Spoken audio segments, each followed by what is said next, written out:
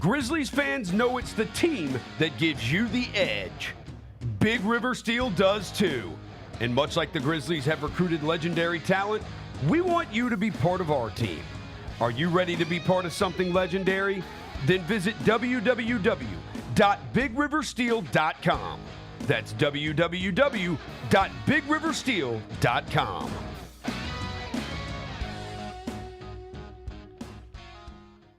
Kroger shoppers and Grizz fans. Want exclusive last-minute discounted ticket deals texted straight to you? Sign up with the new Kroger Buzzer Beater deal. Fans can sign up by texting Grizz to 636-479 or visit your local Kroger store in the Delta Division and scan the QR code. By signing up, you agree to receive recurring automated promotional and personalized marketing text messages from the Memphis Grizzlies. Consent is not a condition of any purchase. Message frequency varies. Message and data rates may apply. Thanks for showing up, Memphis. Nothing compares to catching your Grizzlies IRL. And that all starts with buying tickets at Ticketmaster, the official ticket marketplace of the Memphis Grizzlies and the NBA. Ticketmaster gets you to the game so you can catch every highlight. Put that jersey collection to use for the next game and get Grizzlies tickets at Ticketmaster. Whether they're here at FedEx Forum or on the road, Ticketmaster's got your back when it comes to scoring tickets. And there's no better brag than saying you saw it live.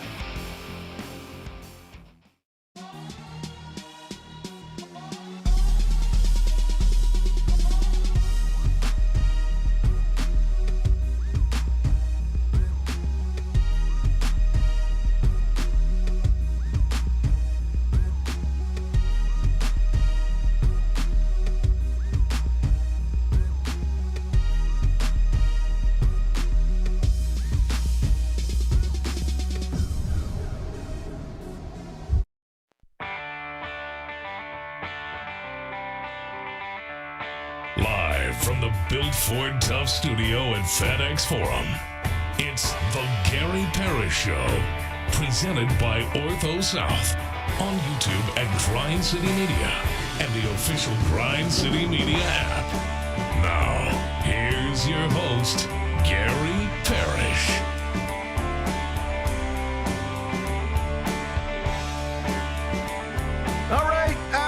My name is Gary Parrish, speaking to you from the Built Ford Tough studio. We're in FedEx Forum, downtown Memphis. Bennett Doyle right there producing the program. Glad he's with me. Glad you're with me. Hope you're getting through the day best you can.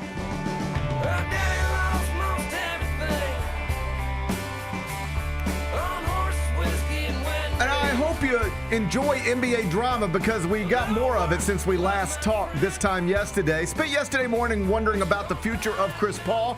Then spent last night wondering about the future of Giannis Antetokounmpo because he's reportedly indicating to Milwaukee that it might be time to move on. Finally. Huge story complicated by the freak from Greece leaving last night's game with a calf injury. Oh, everybody's got them these days. We'll talk about it momentarily. First, though, quickly, let me set today's schedule for you in the next segment.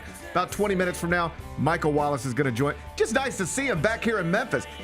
I know everybody knows the Grizzlies been on a 4-game road trip. Michael Wallace has been on a 4-game road trip himself, but I saw him this morning. He walked right in here. He's going to sit in that chair in about 20 minutes. We'll talk all things NBA with him. Finish talking to Michael Wallace. We're going to take a break, come back, do 5 more things you need to know, at which point we'll discuss 5 previously undiscussed stories, among them Penny Hardaway's Tigers beat Masterpiece Privateers last night. Final score, Memphis 86, New Orleans 70. That's the good. The bad is that 2 starters were injured, another key player got injured, and Aaron Bradshaw was benched for all 40 minutes. Great. Former 5-star recruit got a DNP coach's decision. Rough stuff. We'll talk basketball. We'll do it in about 40 minutes. John Calipari's Razorbacks got their first big win of the season, beat number 6 Louisville at home 89-80. So the Razorbacks moved into the top 15 of the top 25 and won over at CBSSports.com. And did you see our old pal Ryan Silverfield? Of course I did. Oh, he was firing up the student section. I saw that. We'll show you that. We'll do it in just a bit. This is day 5 of the Memphis coaching search. Still no coach. We need one. I mean, we're going to get one. We'll get one. Yeah. We're going to get one. I know we are. I know we are. I have faith. Yep. Meantime, Memphis quarterback Arrington Maiden, he has entered the transfer portal. Oh, Iron Maiden's in the transfer portal. We'll get you caught up on this whole situation. Is that his nickname? It should be. It definitely should be. Or else somebody needs to get to him. We came up with that idea. I mean, just because we're old and white, we came up with that idea. He could come out to run to the hills. That'd be amazing. The only people who could come up with the Iron Maiden nickname is old white men like us. Fair. If he won't go by Iron Maiden, we could call him Megadeth. Yeah, I like that too. I think we could call him Megadeth.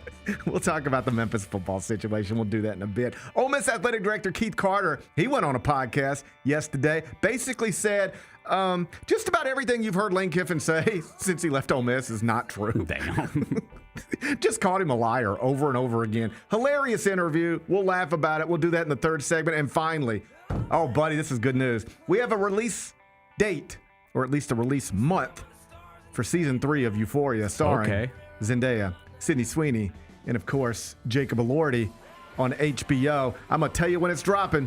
The much anticipated season 3 of Euphoria. We'll do that during a segment we call 5 More Things You Need to Know. Then we'll eventually do GP's Carryout, and we'll call it a day. So that's the rundown. We got a lot to get to, but I did want to start in the NBA, where we are never short of storylines. Just in the past 24 hours, we've had the dysfunctional Clippers trying to explain why they fired franchise legend Chris Paul in the middle of the night in Atlanta before heading to Memphis for tomorrow night's game with the Grizzlies. Tickets are available, grizzlies.com. It's a good spot for us. Man, I can't wait for them to get here. Me either. That's fun. Yeah, I mean, I take all the dysfunctional teams, bad teams you got. Bring me to Kings again. Bring me to Mavericks again. Yep. Can't wait to see the Clippers tomorrow night. So the Clippers stuff, huge headline. But then we got an even, I think, bigger headline later in the day, one detailing how still in his prime and 2-time MVP Giannis Antetokounmpo is having conversations with the Bucks about maybe moving on from Milwaukee. It sounds like that's in the works, with the Bucks sitting at 10-13, even after last night's win over Detroit. But perhaps complicating things is the fact that Giannis did have to leave that win over the Pistons with what's being described after an MRI as a right calf strain. You saw him go down. Yep. The initial fear was like, oh no, is that Achilles? They did the MRI. They've ruled out Achilles, but it is a calf strain, which suggests he's probably going to be sidelined for a bit. For some context, John Morant, you know him, he suffered a right calf strain on November 15th. Mm-hmm. On November 17th, at Grizzlies PR, announced that Ja would be reevaluated in approximately 2 weeks. Exactly 2 weeks from that day was this past Monday. Today is Thursday. Still no update. Perhaps we'll get one later today. But my larger point is that Ja hasn't even thought about playing with a right calf strain that he suffered 19 days ago. So, barring a surprise, the Bucks are going to be without the MVP of the 2021 NBA Finals for multiple weeks. If you're curious, and I know you are, the Grizzlies are scheduled to host Milwaukee on December 26th. That's 3 weeks. I like that. From tomorrow. So 2 huge NBA stories, which is like the funny thing about the NBA. The storylines are often just much bigger than the actual games.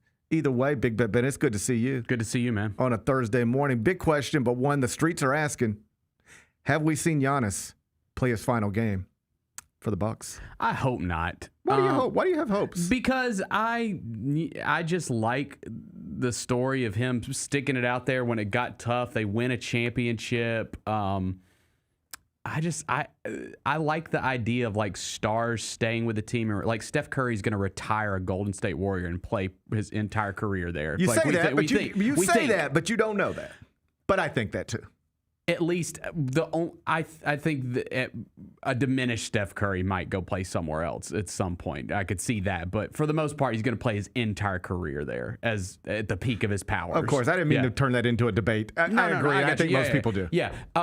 And so I like the idea of that, especially when in a smaller market, I guess, in Milwaukee. I just like the idea of a guy sticking it out there, even when it gets tough. Like, you won the championship, and I know you want to win more, but, man, they love you there, and, like, you're a legend there, and you'll be the greatest player in the history of that franchise. I know that, Kareem played there, but it's a little different. People want different franchise, too. Guys like him to be Dirk, to just ride it out. Yeah. Take the good with the bad. Dirk's a good example. Even if the bad starts to overwhelm the good, just ride it out, and we'll give you a statue at the end of it. Like, we understand ring chasing, and if you ain't got one, you might want to go get one.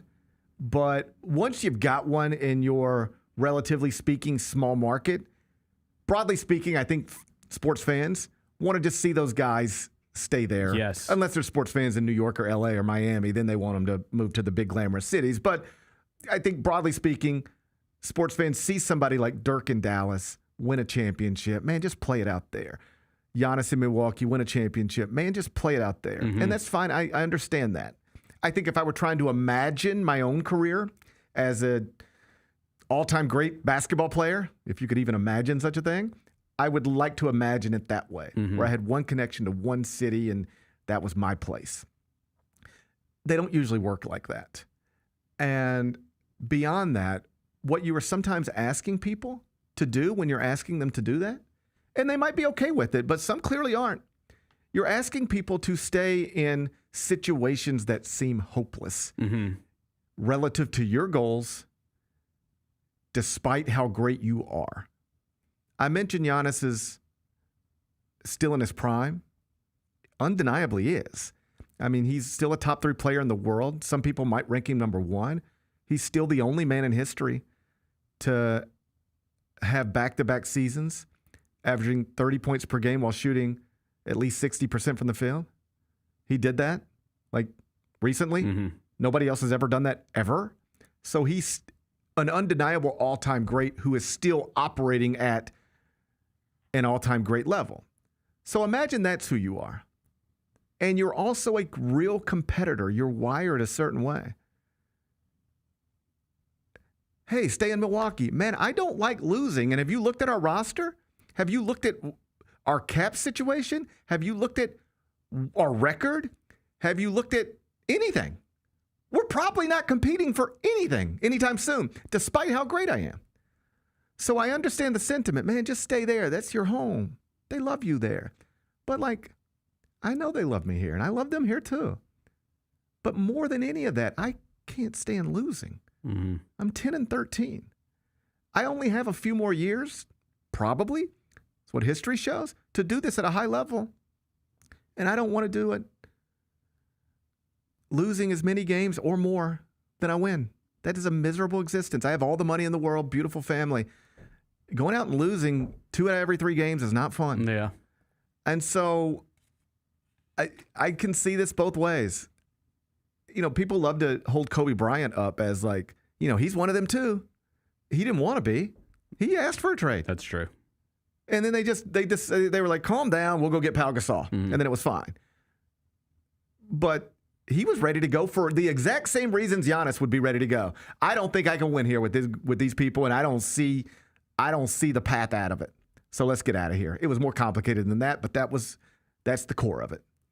And so I'm conflicted on these always. Or maybe not conflicted at all. Maybe I just understand, like, different things matter to different people.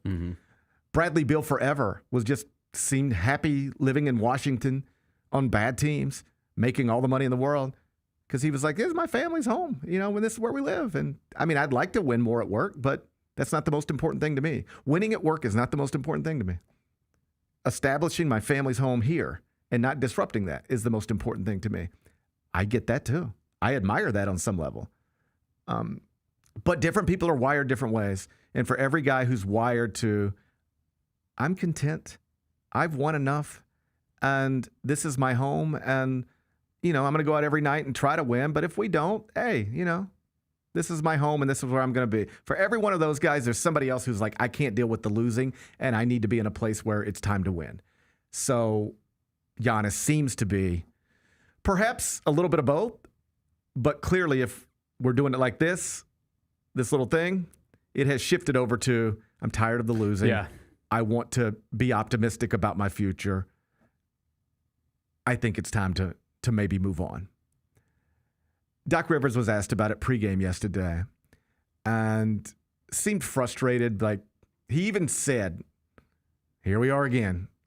Seemed frustrated that they're having to deal with this again because it was an off-season thing. Yep. And now it's the thing that will never go away until he's not there anymore. This will always just be hanging over the franchise until he's not there anymore. Because there are reports that he told Milwaukee, like, get me to New York in the offseason. Mm-hmm. They talked for several weeks, could not get anything done.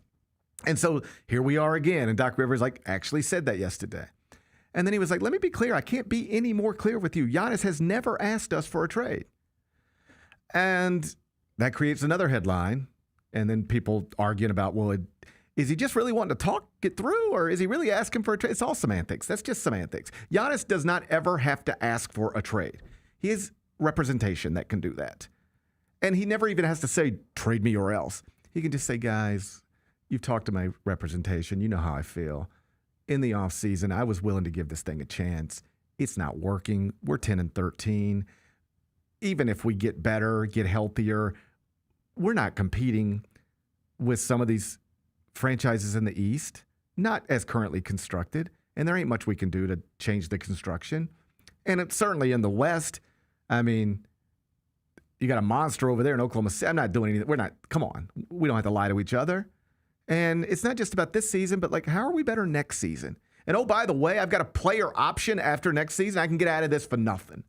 So I'm not saying you've got to trade me. I'm not asking you that. I have too much respect to ask you for that. So let me be clear. I'm not asking for a trade, but let me also be clear. I'm not happy anymore. And I can't deal with the losing. I don't see a path to winning. And I'm not asking for a trade, but I only have 1 year left on my contract. You wouldn't want to lose me for nothing, would you?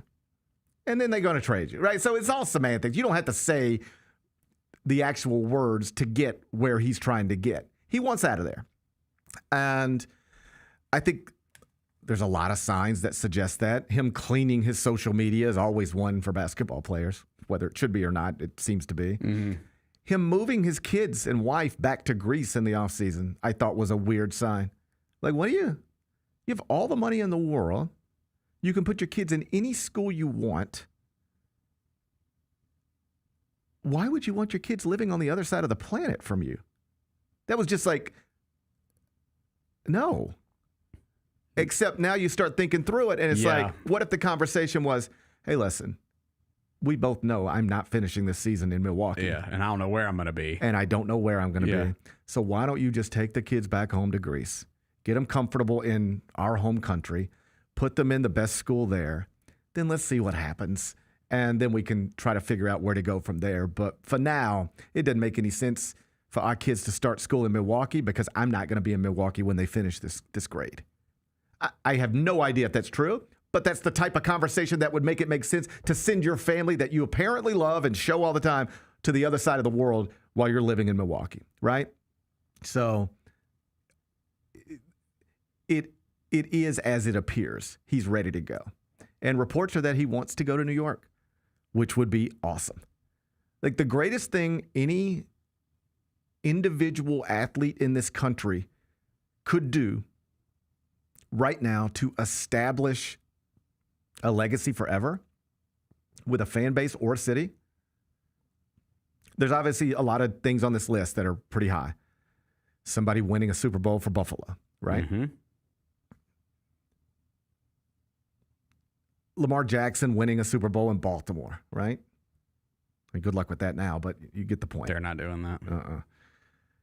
But I think the single biggest thing any individual athlete in this country could do to cement a legacy in a city and with a fan base and also as like just they'll talk about you forever would be winning an NBA title for the New York Knicks, bringing a championship to New York City in that sport for that franchise.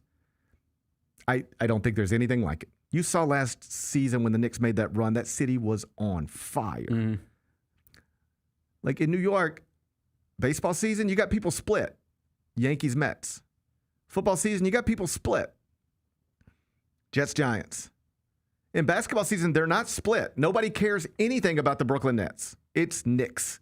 If you play for the Nets, I saw Zach Lowe make this point in a recent podcast.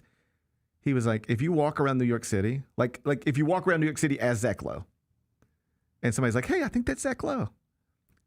He said, I am just as likely to be asked in New York City about the Magic as I am about the Nets. obviously almost every question would be about the Knicks.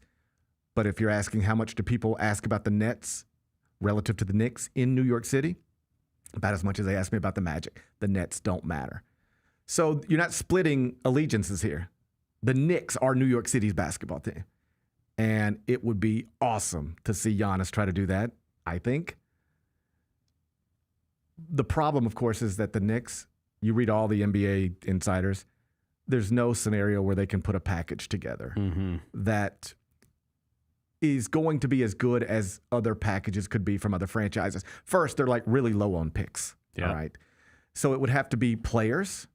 And the names that get thrown out there a lot are Karl Anthony Towns and Mikal Bridges. And so there's some question about if the Knicks, would you do that? I think you would. The real question is if you're the Bucks, do you want that? I don't know why you would. Because you're just getting older. It's time to rebuild if we trade Giannis, yeah. So here's the problem with trying to do a deal with the Knicks. It's time to rebuild if you move off of Giannis, but the Knicks are not the team that can give you stuff to rebuild with. Right. So how do you handle that? I guess there's a scenario you could say, okay, give us Karl Anthony Towns, Mikal Bridges, and all the pick swaps we can get, and then you flip Towns and Bridges to try to get more pick swaps, and that's how you rebuild. It's a multi-deal process.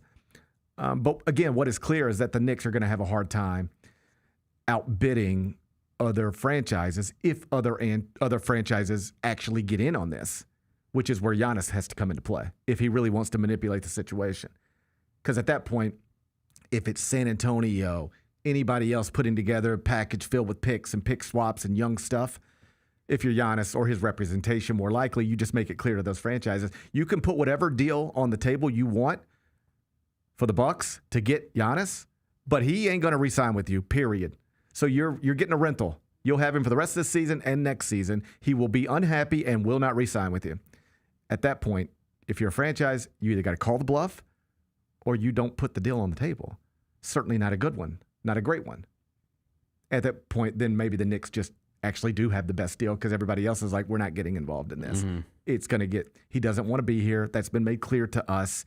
So why would we sacrifice our future to get a 31-year-old who's telling us through his representation he doesn't want to be here? If he ends up in New York, that'll be how it happens. It'll be that he has manipulated the process where the market for him isn't what it otherwise would be because people are scared to put packages on the table because he's telling you he will not be happy and he will not re-sign. So then you just stay in a New York conversation, and ultimately the Bucks, they just do the best deal with the Knicks that they can do, which is kind of like what the Mavericks did with the Lakers. Yeah, right. They just said, we'll deal with you and only you.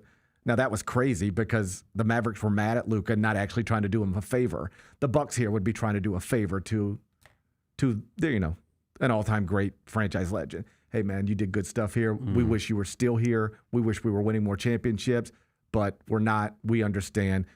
You want to move. We'll move you, and we'll do our best to get you where you want to go. The Lakers didn't have to do that. The Bucks are probably going to. Let's get back to the Clippers real quick before Michael Wallace comes in here. We got some clarity yesterday afternoon from various sources about what led to Chris Paul essentially being fired by a franchise where you could reasonably call him the greatest player who's ever played in that franchise. It's exactly what we speculated. He was just being Chris Paul. Yes. He was just being Chris Paul. They were struggling, and he was just running around the plane. I'm exaggerating here. I don't mean he was actually running around the plane, but he was just like bitching to everybody. Probably in a way that with a different set of circumstances you would admire. Trying to hold people accountable, trying to get this thing on track. But ultimately, and this is what happens, whether things are good or bad, nobody wants a new guy, because he is a new guy at least to this locker room. Even if he used to be with the franchise, he's a new guy to this locker room with these players for the most part. Nobody wants the new guy coming in, telling everybody they're stupid and they don't know what they're doing and they're not doing anything the right way. The coaches don't know what they're doing. The front office doesn't know what they're doing. Everybody is stupid. Like, nobody wants to hear that. Right. I had a friend who left one network to go to another network. He was a sports columnist. And I would talk to him, And I'd be like, how are things going? And he would say, yeah, I was talking to one of the bosses, and I was just saying, this one person that we got, they stink, and I don't even know why we hire them. And this other person that we got, they stink, and I don't even know why they hired them. And I was like, you realize, the person you're complaining to, just bitching to, they're the people who hired these people. They probably think they're good, or at least not as bad as you, and you're just coming in basically criticizing their decision. Yeah, right. Nobody wants to hear that.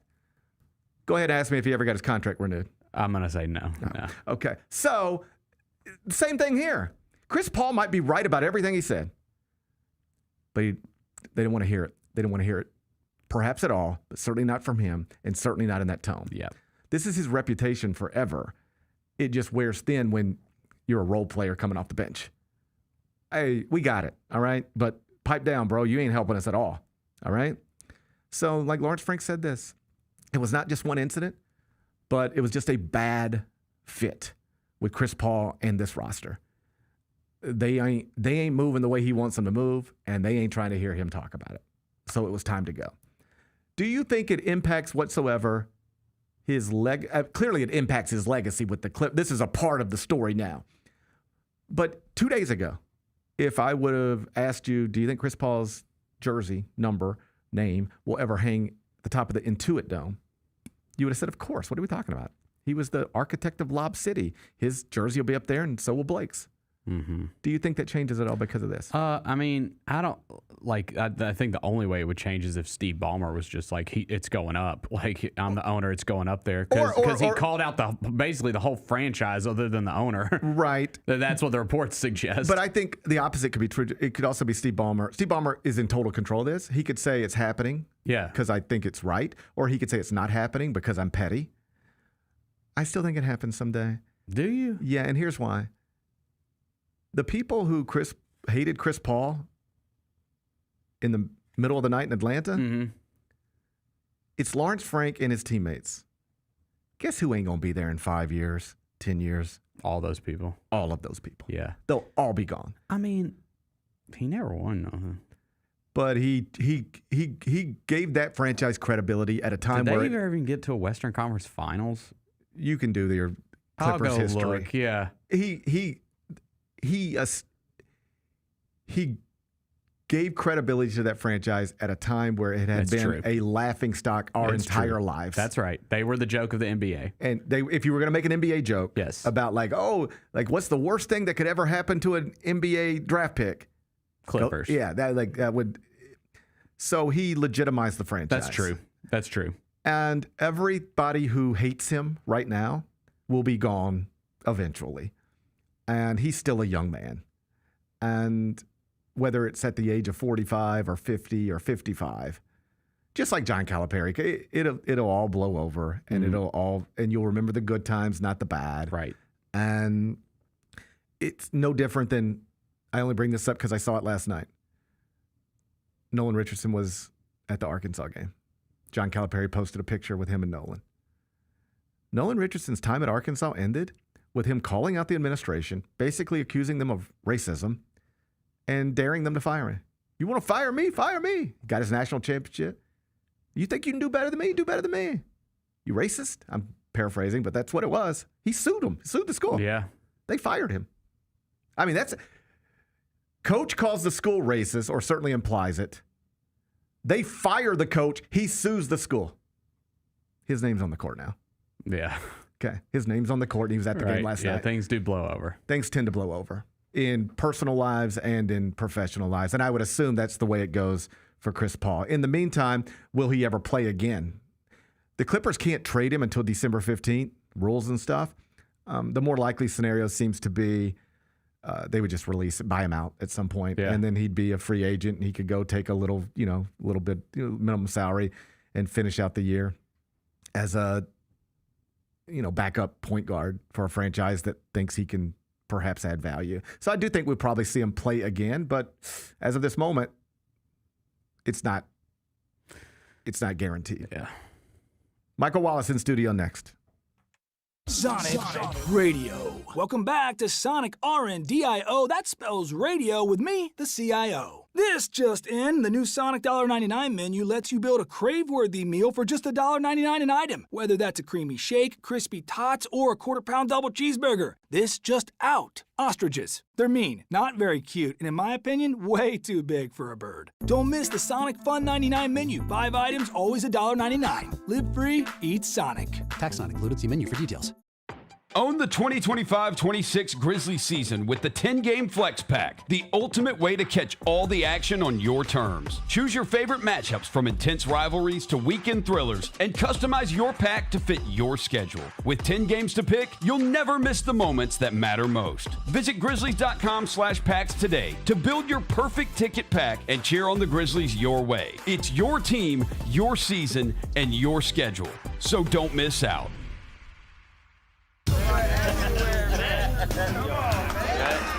Now that's the new edition way. But I feel like there's another level we can take it to. What you think, Mike? 2 steps ahead of you, Slick. What's good, bro? What you doing, man? I'm in. Woman, you don't even know what I'm getting ready to ask you. Here's the vision. All 3 of us on the same stage every night. Gonna be crazy. No barriers, no separation. It'll be like 9 kings and a queen. The next level starts now. Memphis. Monday Night Raw returns with non-stop action, unmatched energy, and the superstars you love. We don't get mad, we get even. We don't go home till we beat them. This is our time, we're leaving. We need to come undefeated. Witness the moments you'll never forget. Monday Night Raw, Memphis. Monday, February 16th. Tickets and ringsider packages on sale next Friday.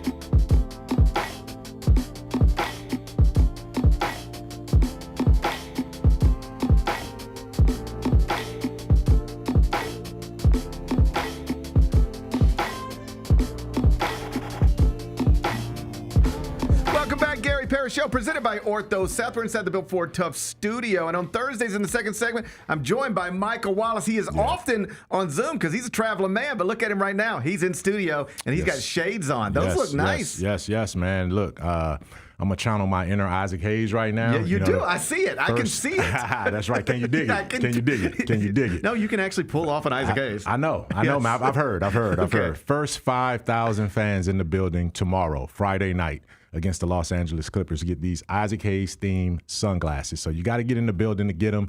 We're celebrating commemorative Isaac Hayes night. You have a chance to enter for that portrait, which will be awesome. That's first 5,000, right? Yes. And that portrait, if I don't keep it, you got a chance to get it, man. So I'm looking forward to that. It's a good time for the Grizzlies. They're trying to turn a corner. So come on out and help us out here. We will talk Grizzlies in a second. I want to continue the stuff we were talking about in the opening segment first. Okay. So let's start with Chris Paul. Who won't be on this trip. He will not be here. In the building. He was supposed to be here tomorrow night. He will not be here tomorrow night. They sent him home in the middle of the night. And I know that's one of those things like Lane Kiffin got fired on a tarmac at USC. Yeah. It's not technically true, but that story takes on a life of its own. Right.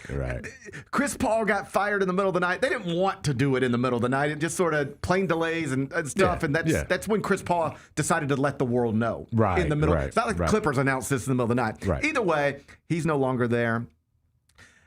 You've been around this league a long time. That's a weird one to see a franchise legend just dismissed again in the middle of the night. Yeah, it is weird considering we were in L.A. The Grizzlies were in L.A. last week, and part of going into the third quarter, I think they had every home game they do a Chris Paul tribute. Yeah. So for fans to come who paid to come to see the game, they do a hey, thank you for everything. They put his picture up on the jumbotron and he waves. And I'm like, dang, it was all good just a week ago. That's crazy. Right? So they did that, and again, this was supposed to be come back for your final year, get your victory tour or your victory lap in, And just 2 weeks later, it's this bad. Yeah. But it also says Chris Paul does have some get off my lawn in him. He's an old man in the league who's run NBA Players Association for a long time. So it's certain things he won't stand for. Right. And Tyronn Lue wasn't the coach, his head coach, the last time he was with the Clippers. Doc Rivers was. Right. So that relationship never got to where it needed to get to, the losing, and then just the entitlement that Chris saw wasn't the same as what he had when he was there the first time. So it just didn't work out. Does he still have something left? We'll see. If he wants to play, there should be some homes suitable for him. Like, this is one where I'm like, I can sort of see both sides of it, because on one hand, if what we really have, and this is the way Chris Paul would describe it, I promise you, if you really have a future Hall of Famer just trying to raise the floor on these guys and like, hey, let's hold each other accountable. Let's get in the gym at a certain time. Let's get in the hotel at a certain time. Yeah. Let's perform with a certain level of effort consistently. Yeah. On one hand, if he's just trying to implement all that stuff, you would want somebody in your franchise doing that. On the other hand, there's a balance to all of this. And even if your intentions are good, there's a way to go about things, and I can see how after a while people are like, "Yo, man, shut up!" like you've been bitching from the bench about the front office, the coaching staff, and the entire roster, and we're tired of hearing it. Just get you. Maybe it's not your fault that we're bad, but you're not helping things right now. It's time to go. That's what, and I see both sides of that. And that's why it had to be a parting of ways, right? Because again, it's not that Chris Paul was wrong. Right. It's just that he's not the voice that should be doing that anymore. That's exactly right. He was a culture setter, a culture definer at every stop he's been at for most of his career. That's not the case in LA, specifically with the Clippers. Right. Kawhi Leonard has his own set of rules. Right. And if you're going to get jealous of that or if you're going to question that, then you don't need to be there. Then there's another set of rules for James Harden. Right. And he doesn't have to play defense every night. You know, he can take as many shots as he wants. He can drain the shot clock down to 2. Right. Nobody's going to say anything. And then Ty Lue coaches everybody else, right? And so those are 3 separate sets of things. And then, oh, by the way, you're still mired in this controversy that the league still hadn't resolved between your owner and your franchise player. So all of that's going on, and you're getting ready for the All-Star game, All-Star weekend as a host. That's just a lot to go on there. And Chris Paul, you know, basically said, all right, man, look, if this is how y'all going to do it, then I'm out. Right. And now, again, can he tone that down and go somewhere else for a contender and maybe get one more shot to push this to the end? We'll see. Let's talk about Giannis. Big headline. Shams reporting that he is in talks with the Milwaukee Bucks about maybe moving on. We don't have to get caught up in like he wants to leave. Otherwise, you don't talk to the Bucks about staying. Right. You only talk to the Bucks about leaving. Right. AKA Lane Kiffin. There you go. Right. Calf strain last night. How much does that complicate the whole process? It doesn't. Not at all. Okay. Not at all. Because the calf strain is the new, hey, honey, I got a headache. Yeah. You know what I'm saying? Oh, okay. You buy yourself a couple nights, right? Nobody can see a calf strain. All you got to do is reach down. Right. That's it. Nobody can. And it's hard to diagnose. Yeah. You know what I mean? And it's one of those things where everybody in the league has it, right? At some point or another. So it's one of those things where I don't think that's going to complicate anything with Giannis. What's going to complicate it is that you're basically saying, okay, you want to leave, here, take the keys and make the calls and do whatever you need to do to find out, you know, what we can get for you. He has all of the leverage in this situation, and it's frustrating. I've seen this before. I've been in the league a long time. I saw it with Dwight Howard. I saw it with Shaq. I saw it with Kevin Durant. I saw it with Kevin Garnett. I've seen it with LeBron James. When guys have a chance to do it via free agency, AKA, you know, Kevin Durant, that's fine. But when guys have to force their way out and do it via trade, it complicates a lot of things. And we've seen that, you know, with James Harden. We've seen it with Carmelo Anthony. Right. And that's never good when you basically are holding your franchise hostage in that situation. It sounds like he wants to be in New York with the Knicks.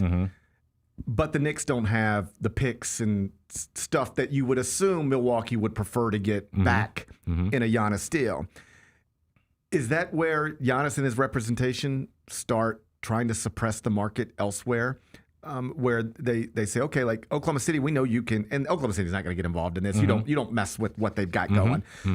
Which is a crazy thing to think about, but I really don't think you mess with what they got going. You don't. And they have the most assets to be able to do it. They could do it. They could absolutely do it, and they don't need it. Right. They're about to set an NBA record at this rate. Right. And they can say, nah, we don't need one of the top 3 players in the NBA to come join us, right? That's just excellent organizational structure right there.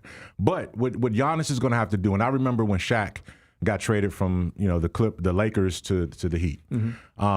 It was a complicated deal. It took 6 teams to execute that one, right? And that was the one that Jason Williams, Memphis was involved in that because that's how J. Will ended up over there and everything too. So, it's going to take multiple teams because the Knicks don't have the draft capital for a rebuild. Oklahoma City does. Some other teams do.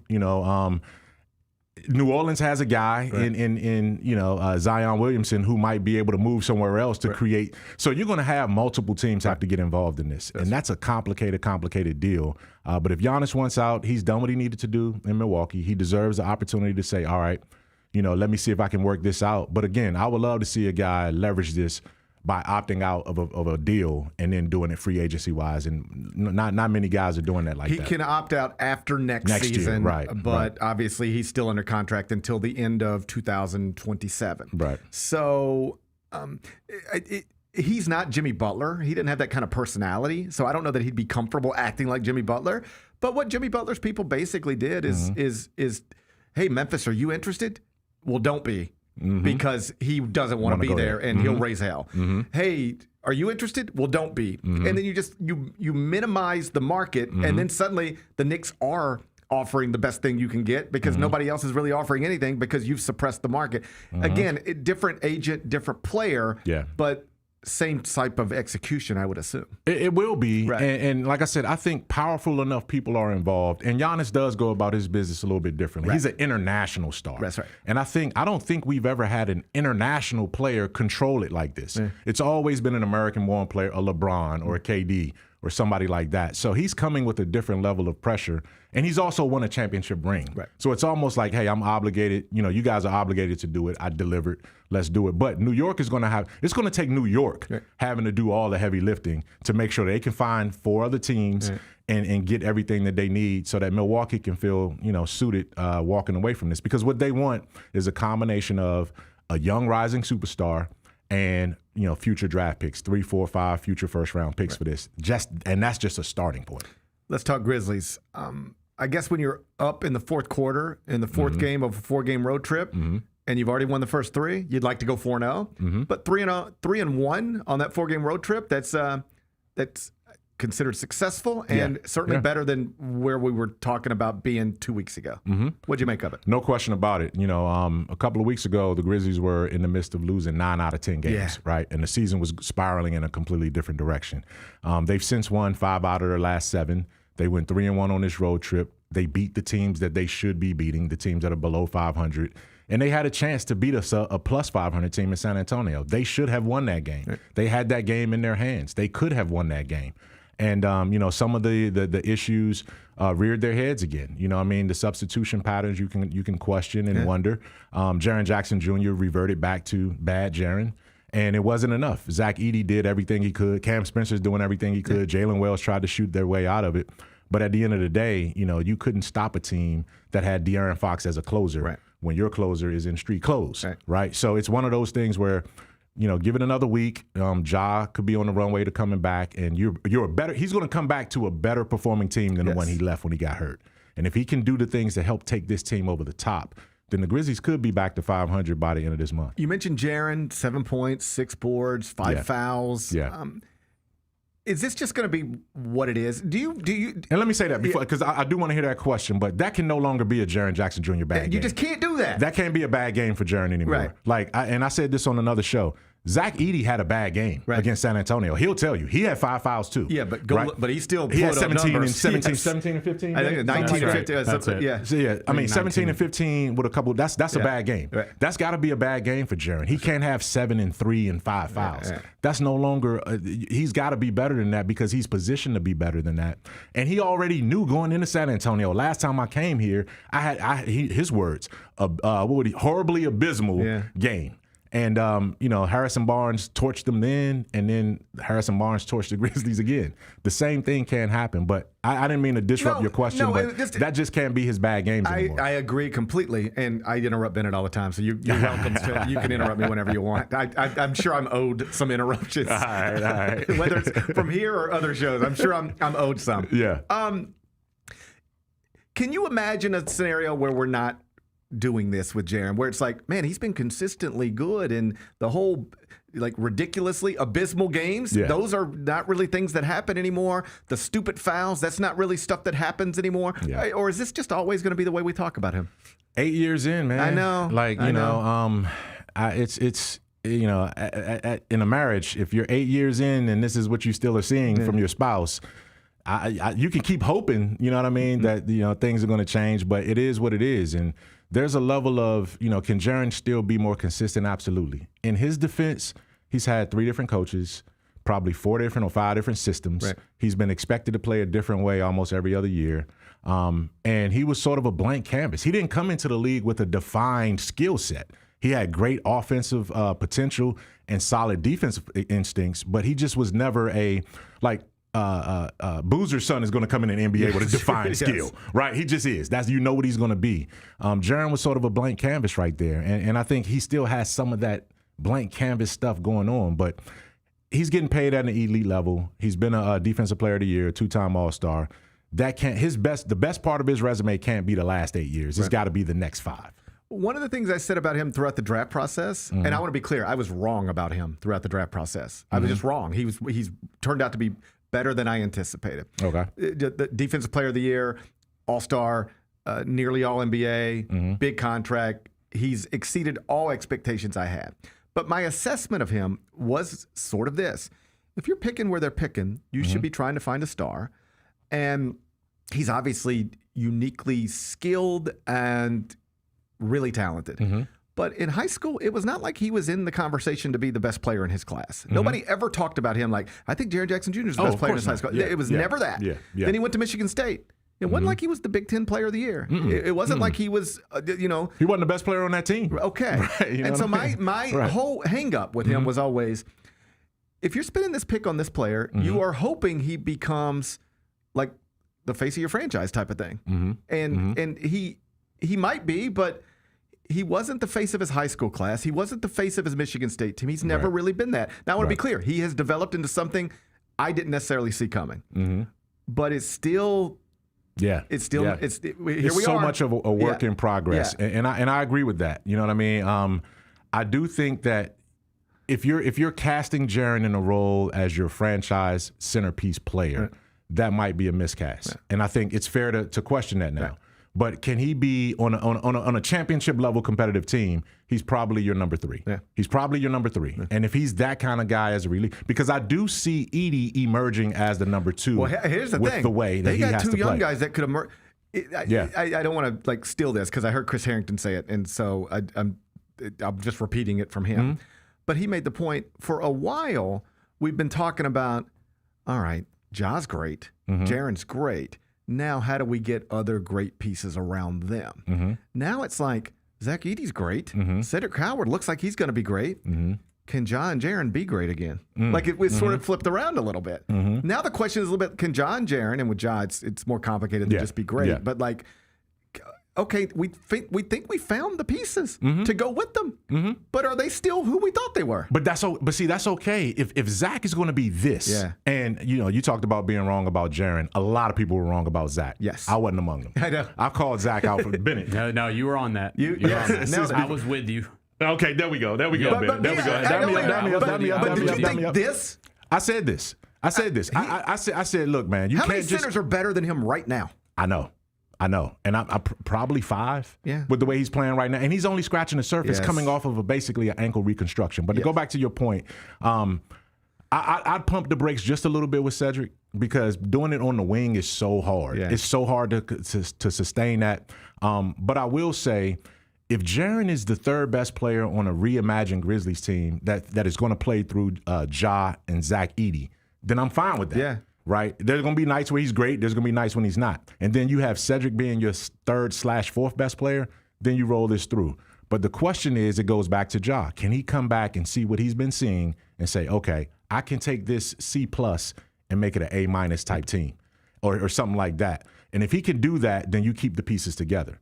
But if you feel like, okay, we like what we have everywhere else, and this might not be the fit for Ja anymore, then you got to look at the longer picture. And that's another question and another conversation. But having said all that, you know, you still are paying Ja and Jaren to be your anchors. And they got to step up in this moment because we can't continue to evaluate every year.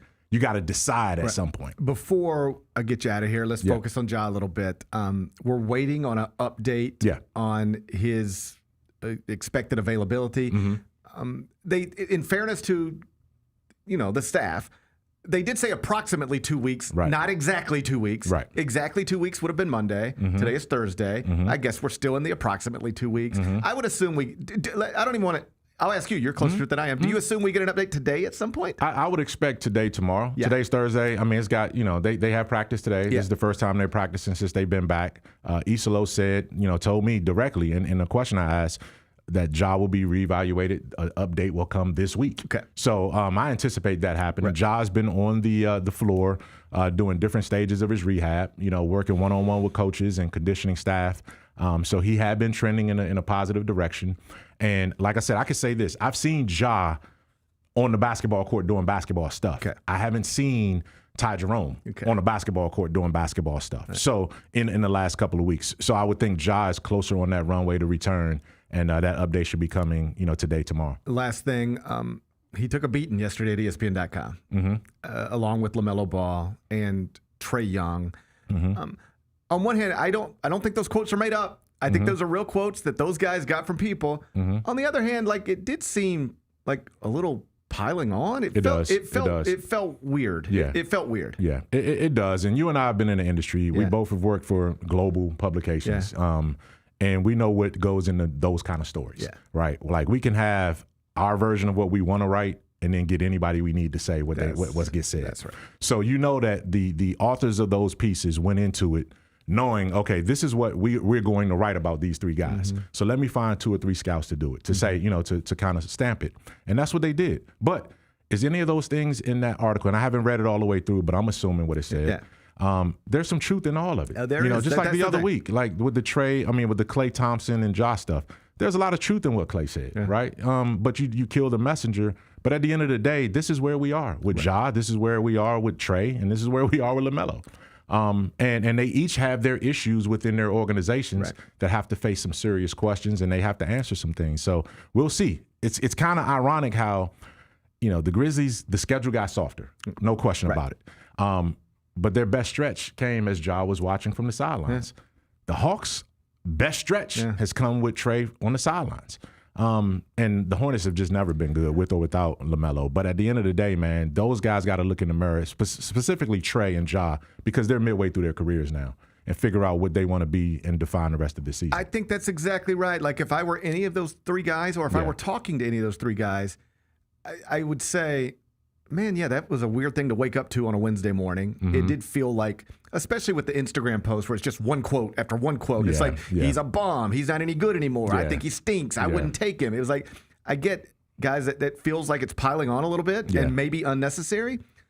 But I would also. Personal, man. It felt personal. It felt personal on some level. Yeah. I would also say to them, this is what the world thinks of you now. And maybe you need to wake up to that if you haven't already. Because this is, all 3 of you. They didn't used to talk about you like this. And I don't think they decided to just start talking about you like this. Like things have happened, and you guys are responsible on some level for the bulk of it.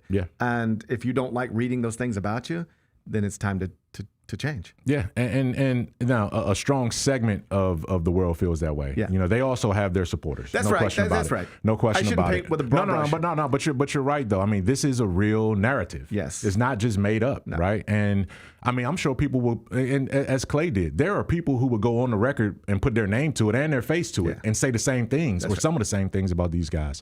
But again, in Trae's case and in Ja's case, you're halfway through your career. Your resume is what it is at this point, and you're at that line of demarcation. Are you going to take your franchise to the next level? That's right. Or is it time for your franchise to figure out, okay, this might not work? And they might have to pivot. And LaMelo is younger. He's in a different category to me, but those 2 guys in particular, they've been all-stars. They've been dynamic. They've done wonderful things for their franchises and their communities. And now it's just, all right, what's next? Right. And that's where we are. That's Michael Wallace, senior editor, Grind City Media. It's just good to have you back home. Thank you, man. Likewise, it's man. Good to have Likewise. you. Listen, you live in a glamorous life, traveling around the world, covering NBA games, all right? Going on the radio, covering NBA games. I got it. Yeah. But, still, it can be a little Like just bouncing around from one city to the next. I bet you have times, because this used to happen to me when now I'm just back and forth to New York mostly, but when I used to just be all over the place, I'd wake up some days and for like 3 seconds, I don't know where I'm at. I'm like, where am I one time? Yes. I like it takes a minute, but I wake up, my eyes open, and I'm like, am I at home? Or am I in New York, or I'm in Atlanta? Where am I right now? There was one time I was out of town. And it was like, I don't know what was going on. I was just out of it. And I get into an elevator, and I noticed there's a family there. It's like mom, dad, kids, and they're all wearing Carolina Panthers jersey or something, shirts or something. Okay. And I'm like, oh, cool. Y'all are Panthers fans, huh? And they're like, yeah. And I'm like, oh, cool. So what are y'all doing here in New York? And they were like, what? They were like, security. They were like, what? Security. Get this man out of here. What? And I was like, oh, I'm in Charlotte. I was in Charlotte. They were going to a game or something, and I thought I was in New York, but I was in an elevator in Charlotte. That man, hey, it takes me more than 3 seconds. This trip right here, and I'll get out of here on this. Yes. This trip that we just came back off of, like I purposely now open the blinds. Like I love sleeping seeing the city, in the skyline. In New York, I sleep with my blinds open because I like looking outside. Yep. And I like the sun waking me up too, right? So I sleep with the blinds open, and I was only able to tell the difference between, Santa Monica and Sacramento based on the ocean being outside, right? But I literally got into elevator, forgot what floor I was on. I thought I was still on the 5th floor because that's what I was the previous hotel. Yes. I get off on the 5th floor, go to 506. Right, because that was your last hotel room. Yep, nope, not working. Knocking on it, like, why am I knocking on the hotel door expecting somebody to open it when it's my room, right? But somebody came to the door, and I was like, oh, okay, I got to go back. I got to get home. Right, yes. I got to get home. I've had those moments, too. It's like, it's time to get home. I don't even know where I'm at anymore. I don't even know what I'm doing. Yeah, but it's all good. I have noticed, man, the parking has been exquisite. And I can tell you're using that self-assist park now. Every day. Because, Bennett, the wheels are just too damn straight. Now, the problem there's 3 inches on each side, so he's parking, it's directly perfect. where he's supposed to. Perfect. And I'm like, oh my goodness, man. So here's the real problem. So anytime Jess is here, because Jessica's on the other side, her space. So you've been out of town. So I basically park between you and Jess. Okay. You've been out of town, and if she's not here, then the self-parking, I've noticed this, it gives me options. It's like, you want to go in this spot, and you just have to push the spot. It's ridiculous. I just say, put me in that spot, and then I just sit like this, and it takes me. But I can't figure out which spot is actually mine, so I pull back into hers, and then I back into yours. So I need another car there to show me where mine's supposed to go. To calibrate you, So when neither one of you are here, I park pulling forward like I used to. But you give me one car to use as a guardrail. Oh, I'm easing that thing back in there, and I envision you pulling in and looking at it and being like, look at me. Absolutely, I did today, man. Benny, we've come a long way with this guy, haven't we, man? Yep. Man, impressive. I'm a good job, man. I went from a terrible parker to like the best. Absolutely, like the best. Absolutely. I'm like the Paul Skeens of parking now. All right, that's Michael Wallace back in town. He's going to get you your Isaac Hayes glasses tomorrow night. FedEx Forum Clippers are in town. Thank you for being here, buddy. Hey, anytime, brother. We come back. Penny Hardaway's Tigers. We're inside FedEx Forum last night. Almost nobody else was. That's a problem. That's not great. But they did beat New Orleans by 16. We'll talk about it next. Gary Parrish Show presented by Ortho South. Thanks for showing up, Memphis. Nothing beats catching your Grizzlies IRL, and nobody knows that better than you. So next time you want to hit up a game, Ticketmaster's got your back with tickets to every upcoming matchup. Whether you're catching the Grizzlies at home or on the road, you'll find tickets at Ticketmaster, the official ticket marketplace of the Memphis Grizzlies and the NBA. Keep putting that jersey collection to use and get Grizzlies tickets today. There's no better brag than saying you saw it live. See you courtside again soon, Memphis. Let's face it, there's a lot of trash talk in basketball, but the great teams let their performance do the talking. Like Ford F-150 with Pro Power on board, a class-exclusive industry-first feature that turns your truck into a mobile generator and leaves the competition speechless. Ford F-150, official truck of the Grizzlies. Greatness starts here at your Mid-South Ford dealer. Class is full-size pickups under 8,500 pounds, GVWR. Kroger shoppers and Grizz fans, want exclusive last-minute discounted ticket deals texted straight to you? Sign up with the new Kroger Buzzer Beater deal. Fans can sign up by texting Grizz to 636-479 or visit your local Kroger store in the Delta Division and scan the QR code. By signing up, you agree to receive recurring automated promotional and personalized marketing text messages from the Memphis Grizzlies. Consent is not a condition of any purchase. Message frequency varies. Message and data rates may apply. Calling all collectors! Topps NBA basketball trading cards are back. It's available in the Grizzlies Den by Fanatics and online at Topps.com. Rip into bold color parallels, electric inserts, relics, and autographed cards from today's biggest stars and the next gen talent. Look out for rookie cards of Cooper Flagg and Dylan Harper, plus Grizzlies favorites John Morant, Jalen Wells, and so many more. You don't want to miss this drop. Grab your set before it's gone. Jeff Dunham, Artificial Intelligence, his all new tour. Just a hand. Other white meat. How can you be so smart on one hand and so stupid on the other? Well, you're half of it.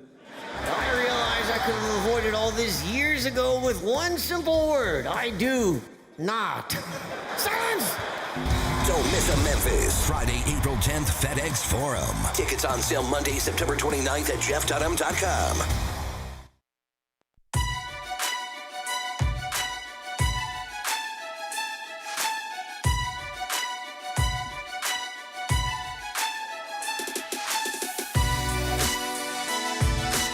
Orthopedic injuries can be unpredictable, unforeseen, and unscheduled, and Ortho South understands this better than anyone. Since your injuries don't make appointments, you don't need to either.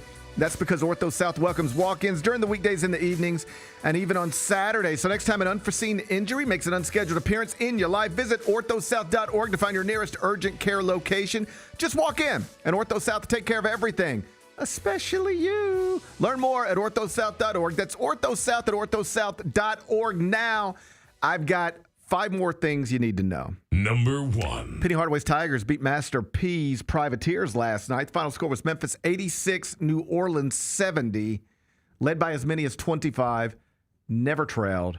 Won the game by 16. That's all the good. Mm-hmm. The bad is that they were down 2 starters to start the game. Then Julius Thedford had to leave. He was on a heater before he did. Yeah, he had to leave. He was. And Aaron Bradshaw got did not play coach's decision. Okay. He was on the bench, participated in warm-ups, but never entered the game. Afterwards, Penny Hardaway was asked about it. He said, if guys aren't on the floor, that means they're not giving everything. If they're not starting, they're not giving everything. I think what happens is some guys just think they're going harder than what they are. But there's a standard here at Memphis for us at the level we want to play at. So we've been showing more film and then showing guys where they're lacking. We show them both sides. This is where you're doing really well, and this is where you look like you're bored. We're trying to get consistent group of young men to understand that it's all out every single possession. So that's the quote when asked about Aaron Bradshaw sitting on the bench for 40 minutes. Listen, we've been doing this together for a long time. You know, like how I am. Like with the Grizzlies, with the Tigers, with the teams I love, I always like root for all the guys and everyone to do good. Like you hate I him already. I am so done here. Like I don't care if he's on the team. I don't. I do not. I had a coach, let's say in the past week, 2 weeks. He was just, every conversation I have with a coach eventually gets back to, so what's going on down there in Memphis? One of those types of things. So then Aaron Bradshaw comes out.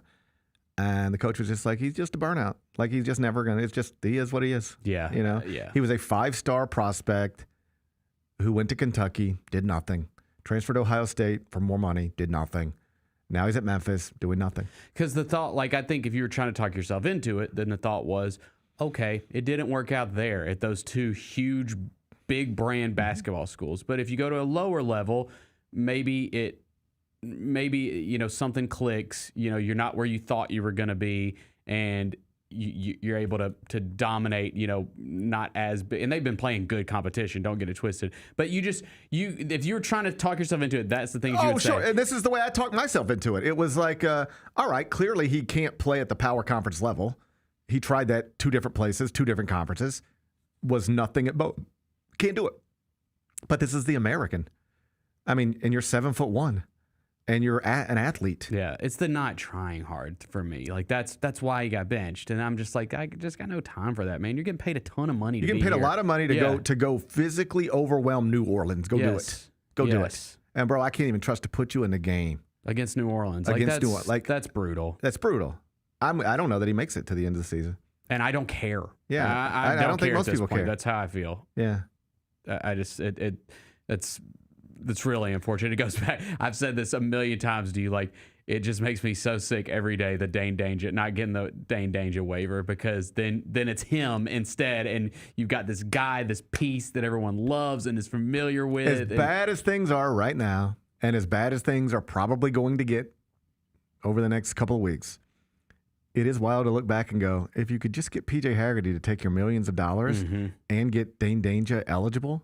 And like the Dane Danger thing, we don't have to relitigate it, but that's a totally reasonable argument that Dane Danger should have gotten another year of eligibility. For sure. Trinidad Chambliss down at Ole Miss is about to try to get one for kind of the same reasons. There's 1 year, I think it was 2022, where Chambliss played 2 games, and he's going to try to get a retroactive medical red shirt and then probably go to LSU. Yeah. But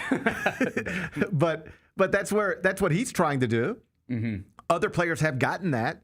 And Dane Danger just didn't. I don't know if he didn't have the best lawyer or what, but as bad as things are and as bad as things could get, if you just put PJ Haggerty and Dane Danger on this team, it might be a top 25 team.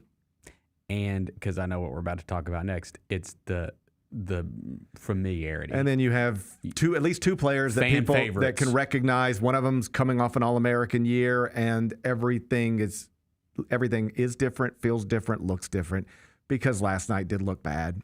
I'm not surprised that it looked bad.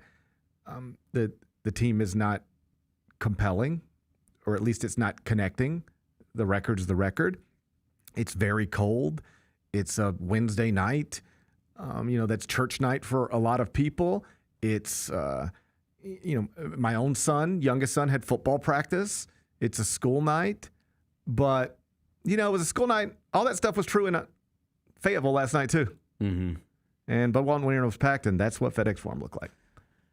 Yeah, it's hard for me. And that was the end of the Tubby Smith era. That's right. When it looked like that, they said we can't have this anymore. Right. It is kind of hard for me to pinpoint what, because I did push back a little bit. I guess it was maybe a couple seasons ago when we talked about like the connection, because it's a new team every year, and maybe that's where the fan base is kind of fallen off a little bit. But I mean, we loved Kendrick Davis. He was here 1 year. Like I don't. Things have changed. I don't know if that's the specific thing, because all these teams are changing every year. Yeah, I mean. But again, then it goes back to what we just talked about with PJ Haggerty and Dane Danger. Like, I do think if those two guys were back this year, you have some momentum, and you're like, okay, let's go. I do think familiarity is matters. I do think that matters. The most important thing is having an awesome basketball team. That's right. That's right. And I talked about this all last season. They had a pretty good basketball team all last season. It was ranked pretty much all season. Yes. You had an All-American guard. To me, this was the scariest sign of things aren't okay. Last season, you had an 11-win football team. And nobody went to the games. You had a top 25 basketball program that easily made the NCAA tournament, and that was led by an All-American guard, played a compelling schedule, and the coach is your greatest alum, and nobody went to the games. So what happens? I said this last year. They're ranked every week. They've got an All-American guard. They're on the way to the NCAA tournament, and nobody seems to want to go to the games. So what happens when it's not like this anymore? Because it's not going to be like this every year. Well, now here we are. What happens when you don't have an All-American guard, and you don't have a good team, and you don't have a national ranking? Then what does it look like? That's what it looked like. You saw it last night. And the problem now is that when it got this way under Tubby, there was an easy fix. It was so obvious. I mean, I was the first one to start screaming it, but eventually everybody was. Fire Tubby, hire Penny, and you fix all of those problems. What were the problems with Tubby Smith? No one went to the games. And Nobody recruiting. cared. Yeah, and recruiting. Nobody went to the games and recruiting. I mean, it is hilarious to me looking back that people were like, well, if you can just get Alex Lomax or Tyler Harris, then you're good to go. Just one of them. What? What? This place used to recruit Derrick Rose. Mm-hmm. What are you talking about? Couldn't get players, couldn't get people to come to games. And at that point, it's like you can't have a Memphis basketball program that isn't making money and isn't recruiting at a normal standard for Memphis basketball. You got to change this. Even if it's after 2 years and Tubby Smith might be in the Hall of Fame someday, buddy, you just messed up and sometimes you got to, I guess nobody ever expects to get married and divorced in 3 weeks, but like that does happen sometimes. Mm-hmm. Sometimes you just recognize the mistake and get out of it as quickly as you can.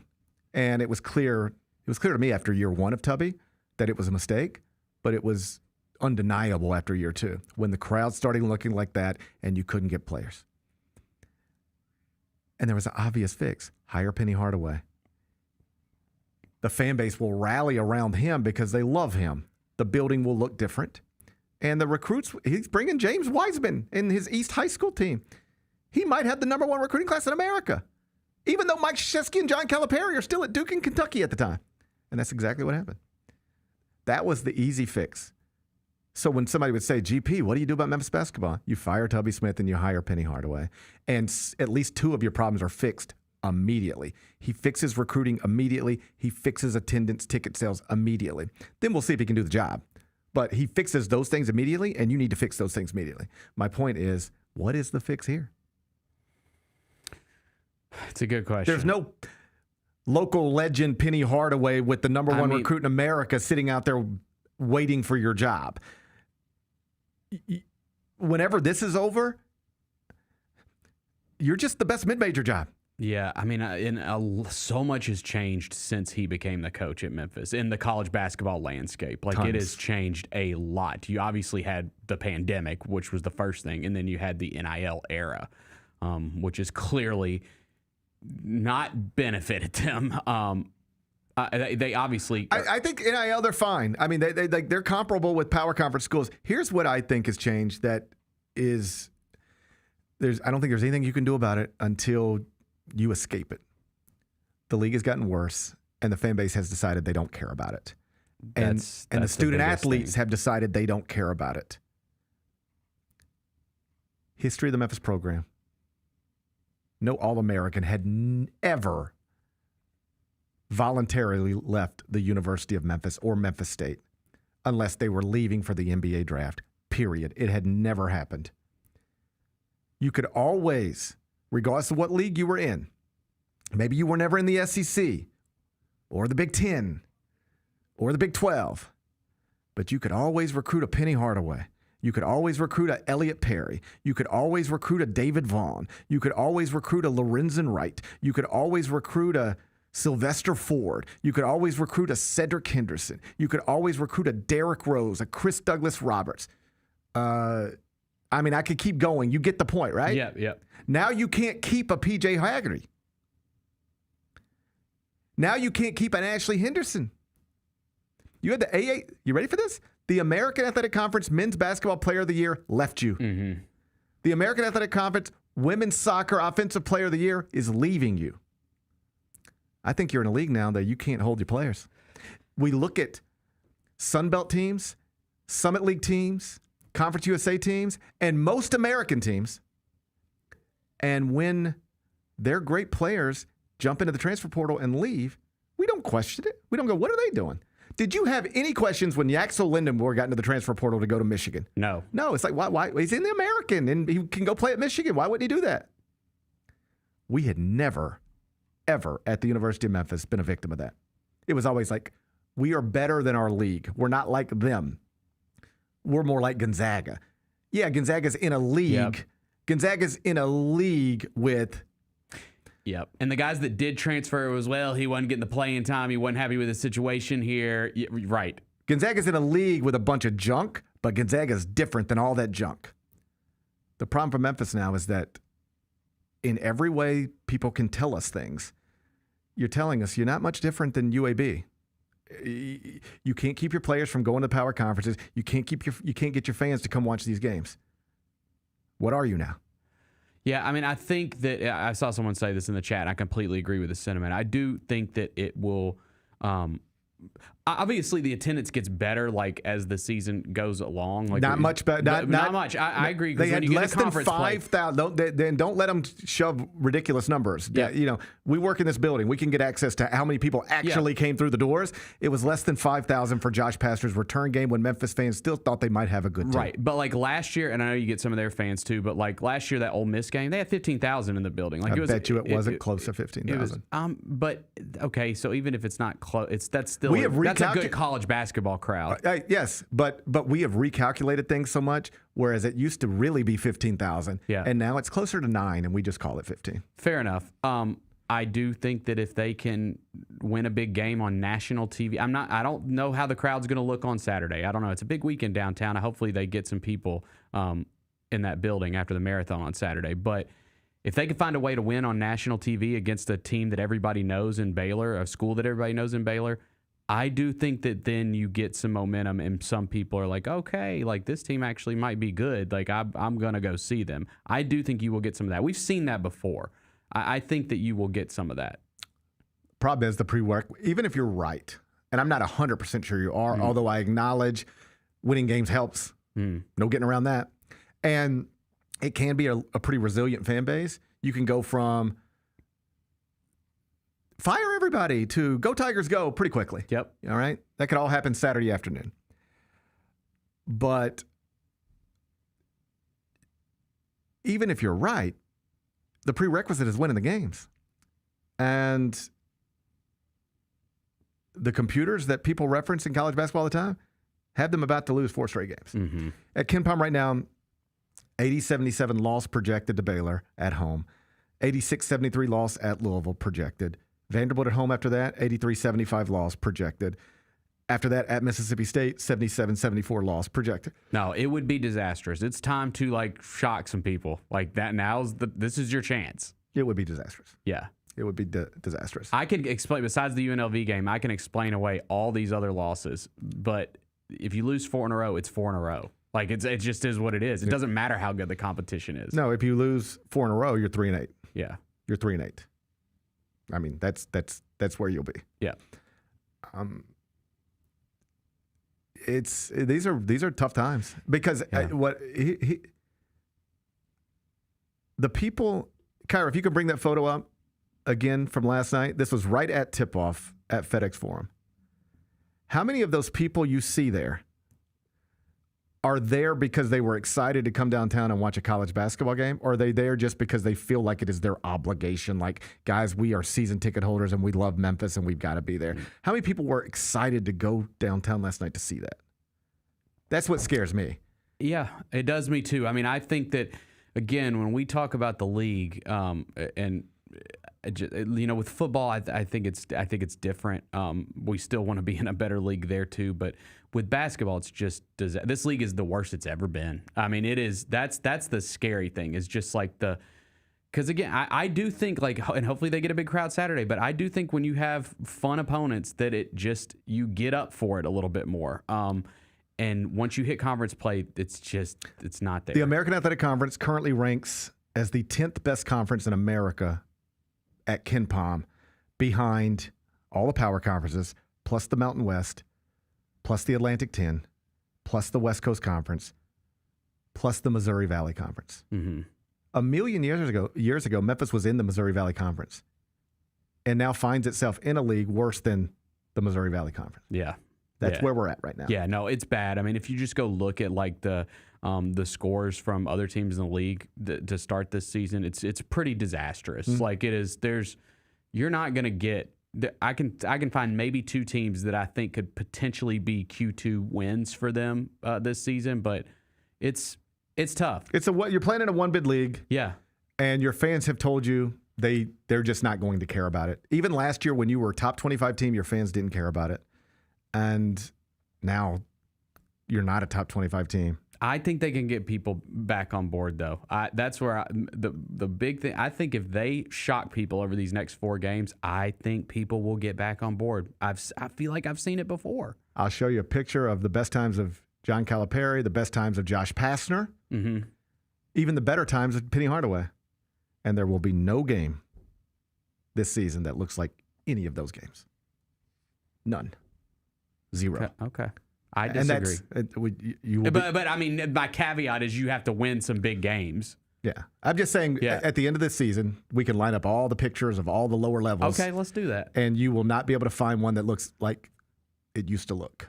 And I'm worried that's not fixable until you bring stability to the basketball program and get it into a better league. I'm scared that we've lost something that's going to be very difficult to get back. Yeah. But that I agree with, because with Cal, it was they had that thing rolling at such a high level, the league didn't matter. With Josh, the league was better. Right. Like there was good opponents coming in. It still wasn't great, but like even as recently as a few years ago, you've got Houston in here. Number 1 team in the country that Penny beats. Yeah. Cincinnati in here. Before that, for a few years, like I think people forget this sometimes, Dan Hurley and UConn were in this league. Yes, like it was way better. Way better. Now it's just garbage. Yes. And now, like, here's the worst part. It wouldn't be as bad if the league was garbage, but you were still what you were. Now you're kind of with them. You know. No, we're not. Okay, you ready for this? Okay, wait till conference play. Come on. Memphis is 74th at KenPom. Tulsa's 85th. South Florida's 81st. Wichita State's 98th.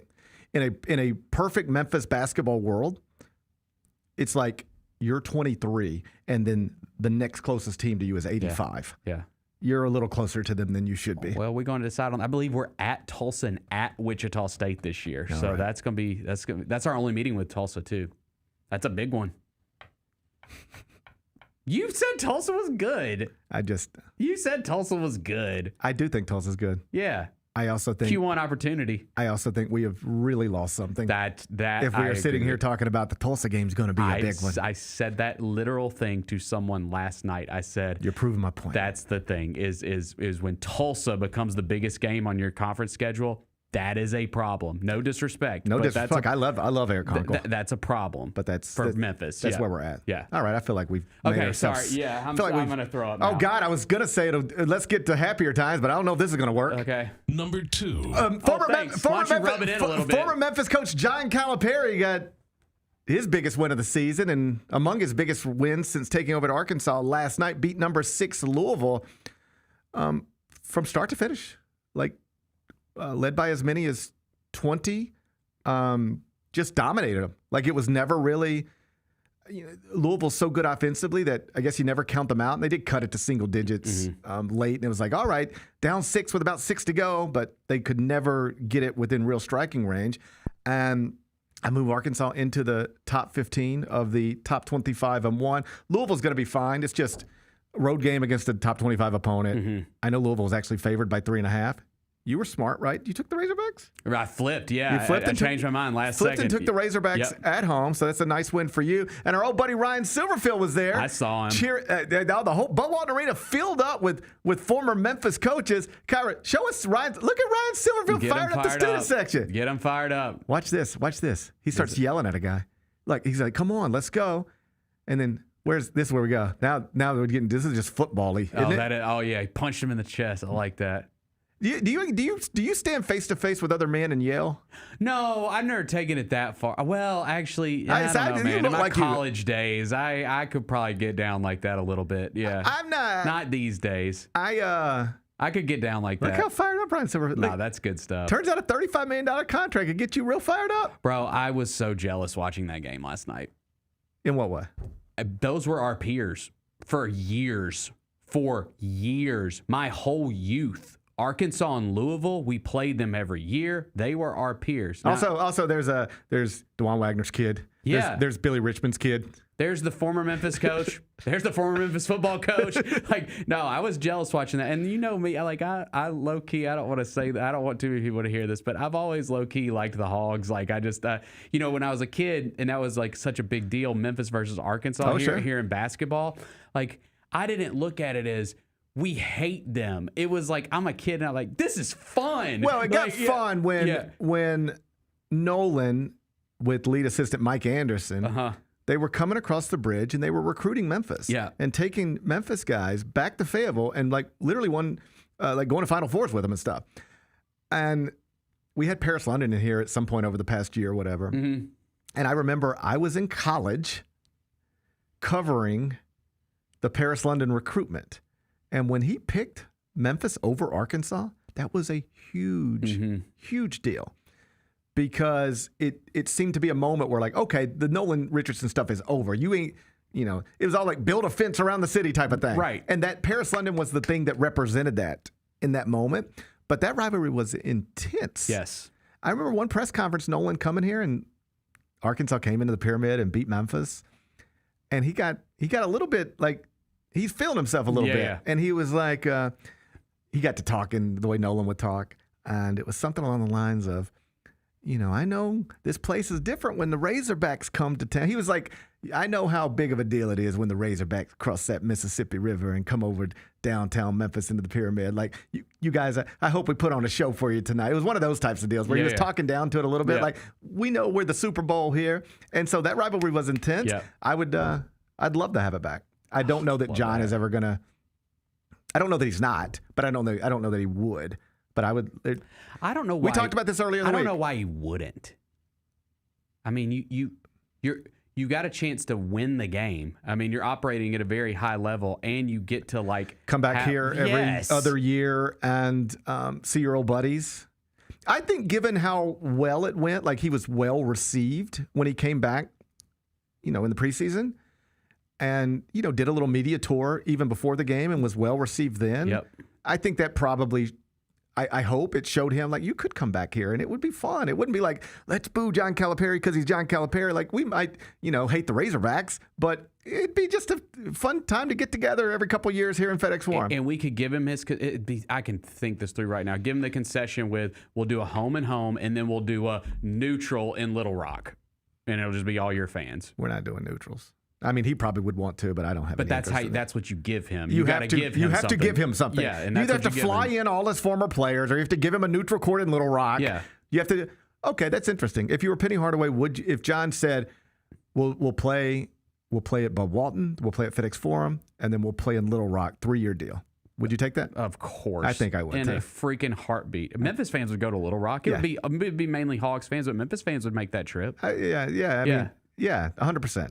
Yeah, I would do that. Yes. I don't like neutral court games, but I would do that. If that's what it took to get Arkansas back in here and Memphis back in Bud Walton, is to do a one-off in Little Rock, I'd do that. Yes. All right. Anyway, congrats to Ryan Silverfield for firing. I never saw him fire up the Memphis student section. I've seen Ryan get a little wild sometimes. With the Memphis student section?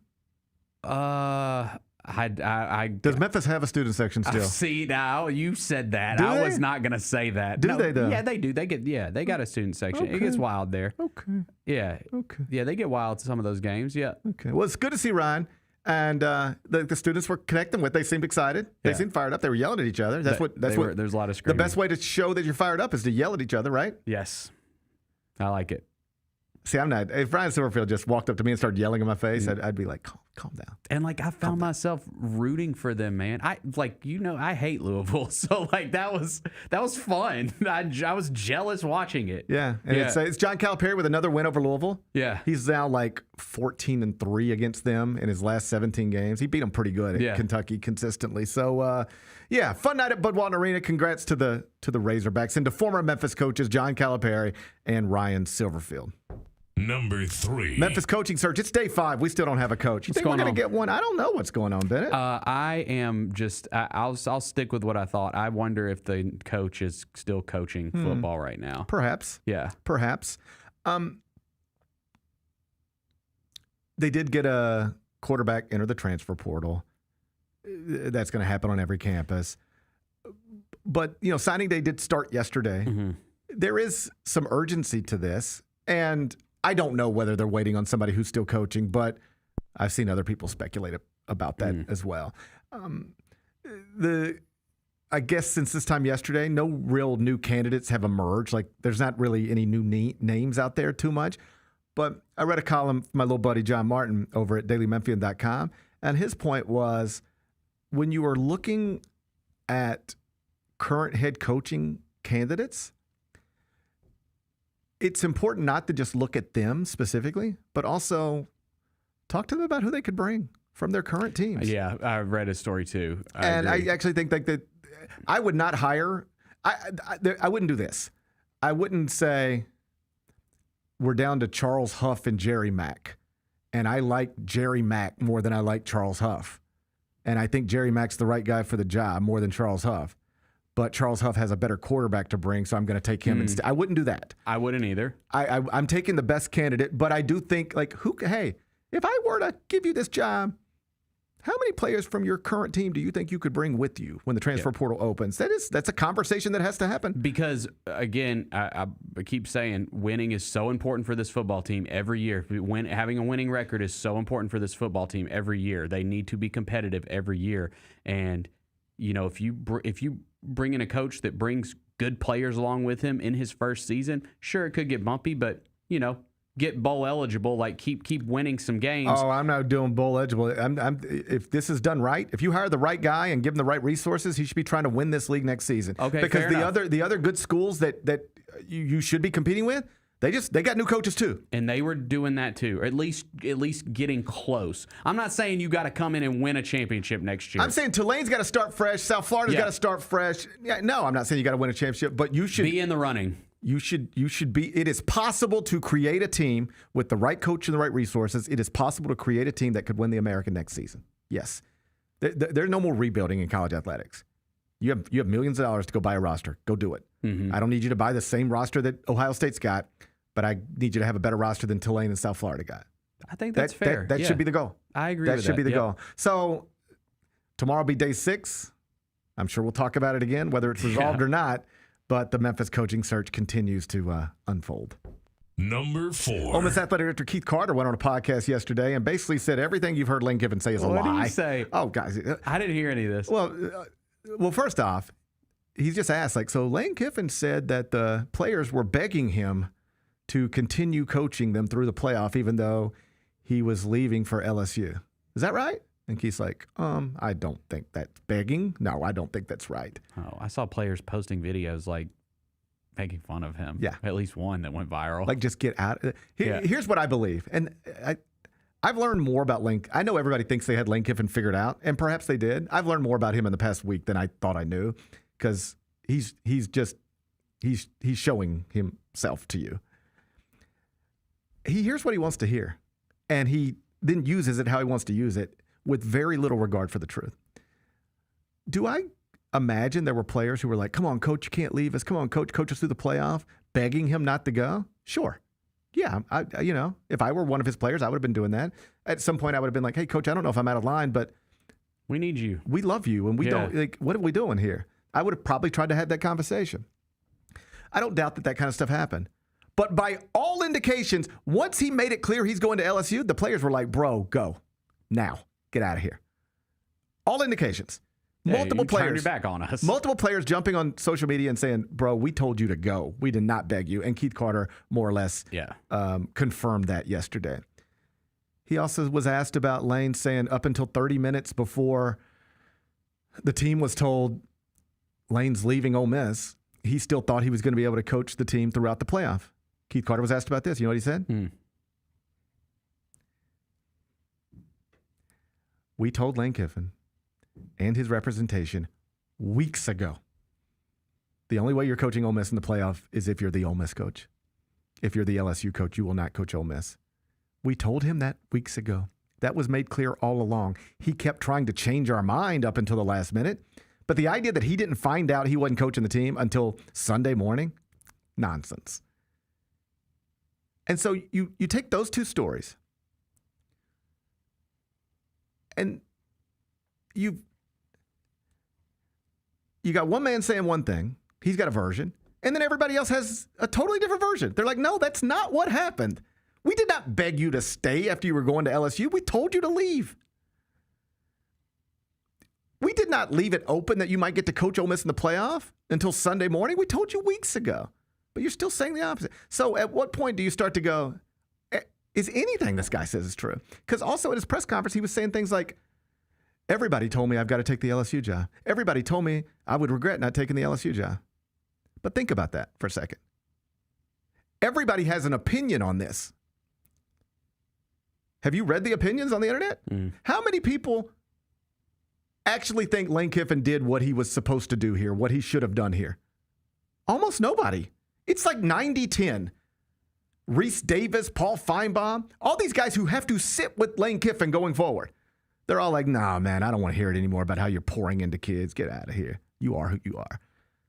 Almost nobody who speaks about this publicly is like, yeah, man, Lane Kiffin did exactly what he should have done. Almost nobody. But according to Lane Kiffin, everybody he talked to told him to do this. That doesn't make any sense, does it? You know what I believe? Here's what I believe. Everybody Lane Kiffin talked to for weeks, dating back to the day LSU announced they were going to need a new coach. I guarantee you everybody Lane Kiffin talked to said, man, that LSU job is a monster. Best job in the country. Boy, if you could get that one, that's the one you got to get. Because that's a totally normal conversation to have in October, in November, before you finish a season 11-1 and are about to host a college football playoff game. But I'd be curious to know how many people actually told him Saturday night, Sunday morning, Lane, what you ought to do is quit on Ole Miss right now, walk away from your playoff team, and go be the LSU coach. I don't know how many people actually told him to do that. I bet you people told him before it got cemented into this is your set of circumstances. There's only two ways this can go. Your whole ideas and dreams and hypotheticals about, you know, maybe we'll miss the playoff and then I'll win the Egg Bowl and go straight to LSU. That's not your reality. Maybe I can take the LSU job and still coach Ole Miss. That's not your reality. We are here. We've got a decision to make. You either stay at Ole Miss and turn down LSU, and Ole Miss gives you everything they can give you, and you just coach your playoff team. And then you wake up next year and you're at Ole Miss still. That's option one. Option two is you leave right now, you quit on your team, and you go be the next LSU coach, and you burn the thing down on the way out. Those are the only two options here. How many people do you actually told him to burn it down and leave a playoff team? No other coach does this. I don't think most other coaches would. You saw the BYU coach? He turned down a bigger job. That's right. In part because it's just like, I can't walk away from what you're asking me to walk away from. That's the way these things will normally go going forward, I believe. When a big boy job, top 5, top 10 job in America opens in this part of the calendar, and the target is a power conference coach, a fellow power conference coach, perhaps at a lesser job, but still in a power conference, and their playoff hopes are still alive, what you saw happen at BYU is what I believe will happen most often. The coach will use the big boy job for leverage, get as much as he can get out of his current school, and then announce that he's staying because he's not quitting on his team. That's the way most of these things are going to go. Yeah. That's the way most people think Lane Kiffin should have handled this. It's unfortunate you can't take the LSU job given your circumstances, but you just shouldn't. And maybe it opens again in a few years under different circumstances. Maybe a better job or a different job opens in a few years under different circumstances. But you can't quit on your football team. Not in this way, not in this moment. I think that's what most people probably think. That's what most people are saying publicly. So it defies logic to think that everybody Lane Kiffin talked to told him to do what he did. He hears what he wants to hear. He says what he wants to say, and he uses all of it to provide comfort for himself. It's so much easier to say, I talked to God and God told me I should do this, than it is to say, I just think this is what I should do. Because you're putting it off on every he found comfort in putting it off on everybody else. I didn't really know. But when I talked to Pete Carroll, he said, I got to do this. Talked to Nick Saban, he said, I got to do this. Talked to God, he said, I got to do this. I didn't really know, but everybody I talked to said, I got to do this. I don't believe him. I don't think everybody he talked to Saturday night, Sunday morning said, quit on your football team and go to LSU and burn Ole Miss down on the way out and ruin your legacy forever. I don't think people actually told him not that. Not everybody. And I don't think the people who cared about him told him that. Because if you cared about him, you should be able to make him understand what he's actually doing to his legacy. Maybe he doesn't care about that, then he can tell you that. But the idea that everybody was just telling him, go, go, go, right now, quit Ole Miss and go right now, abandon your team in the playoff before a home game at Vaught Hemingway, biggest sporting event in the history of Mississippi, quit now and go. I don't think people really told him that. And what Keith Carter and the Ole Miss players are telling us is that everything else he's been saying, or at least lots of the other things he's been saying since he took the LSU job, they're just not true. It's just stuff he's conjured up in his own head. Number 5. April 2026. That's when season 3 for Euphoria will get underway. You fired up? Yeah, I think we're gonna jump ahead a couple years. It appears you have to. I mean, they're all 30 now. Yeah, you can't do a high school drama. That's not gonna work. The only thing I read about this, because they showed a teaser somewhere yesterday at like something where you show teasers, and then they announced it's April. Mm. That's when we're launching it. Be on HBO on Sunday nights, and Cassie, Sydney Sweeney's character, will be running an OnlyFans account. I saw that too. Has that been confirmed? I don't know if that's confirmed or if it's just a rumor. Is it confirmed? That's what I read. Yeah, it's certainly what I read. It said from the teaser you could see that Cassie is running an OnlyFans account. They're really leaning into the Sydney Sweeney thing, aren't they? Oh yeah, she was on the Today Show yesterday because she's got a new movie coming out this week. Anybody gonna see this one? Nobody goes to see her movies. Everybody likes to look at her Instagram but not watch her movies. Well, I don't know how well the promotion was of Christy. We were trying to get into the, that I told you that was like our Oscar, get a nomination moment. And the critics actually were okay with that. Because what was our bet? What was our bet? Within the next 10 years, Sydney Sweeney will have an Oscar. Yeah, and I was just like, no. Okay, well, she's already well on her way. She might get nominated this year. I don't know if she's well on her way. The problem is Christy didn't do well at the box office. This sounds like when you were talking about Tulsa's going to be a massive game. Sydney Sweeney's fine. We all love her, all right? But she's probably not going to win an Academy Award. That's Disagree. That's okay. That's fine. Hey, you're the film buff. Why am I arguing with you? Yeah. This would be like you trying to argue with me about Kim Pom. Yeah. She's the one on the Today Show promoting movies. I shouldn't be trying to argue with you about Sydney Sweeney's acting ability. You shouldn't be trying to argue with me about Kim Pom. I apologize. Yeah. I was out of line. That's I fine. apologize. All right. Let it go. But the Christie thing, so the critics actually liked it. I haven't seen it yet. I'm part of the problem. But tell me if this is a problem. Tell me if this shouldn't come up in a meeting somewhere. Hey guys, we got Sydney Sweeney on board for our new film. Oh, is she the one everybody likes to look at? Yeah. With the big ones? Yeah. Okay, cool. What are we gonna do? What are we gonna do with her? We're gonna make her less attractive and put her in a boxing ring. Hold up. The only reason people like this woman is because of the way she looks, and we're gonna make her look like somebody else? Yeah, but that's the only way you win Oscars. I know. Is you take hot people. That's what and she was going for. Yeah, that's what Charlize Theron did. Right. That's what Charlize Theron did with Monster, right? Yes, so that's what she was going for. But what she actually got was just a film with a gained weight Sydney Sweeney, and nobody wanted to see that. I haven't seen the movie yet, so I would not even pretend to know or talk. I'm. When people are sitting down, I'll reserve my judgment. When people are sitting down and looking at their Sydney Sweeney pictures, they ain't looking at the ones from the Christie film, all right? Yeah. They're looking at that one where she was a voyeur. Yes. So what is the point of making a movie with the star being a sex symbol from Hollywood when you're going to make her not look like a sex symbol from Hollywood, and the world has already told you we don't care about this woman at all unless she's got her boobs out. Because she's a good actress. But people don't go see her films. Okay, well then those people are missing out. All right? I guess so, but at some point, if you're a film production company, don't you say, hey, we think it's crazy that people will not watch Sydney Sweeney's films. Yeah. But we need to acknowledge people will not go see her. They're not going to see her films. They go to look at her Instagram, but they don't want to see her films. They didn't promote that movie well. They did not promote that movie. It's not just that one. It's every film she's done. No, but that one specifically, what happens when a sports movie comes out, any type of sports? The ESPN tour where they go on all the shows, that every single sports movie that comes out, they do that. It's like do all the ESPN panel shows, go on all those, go on the big sports podcasts, go on Barstool, go on The Ringer, and they didn't do any of that. No. I think they messed up on the marketing of that thing. I think they made Sydney Sweeney ugly. I disagree with you. That's not something you should do. But she's going to be pretty in Euphoria, I would assume. I'm stoked. This is the final season. It's got to be. It's got to be. Here's the thing. This is why it's taken so long to get to season 3.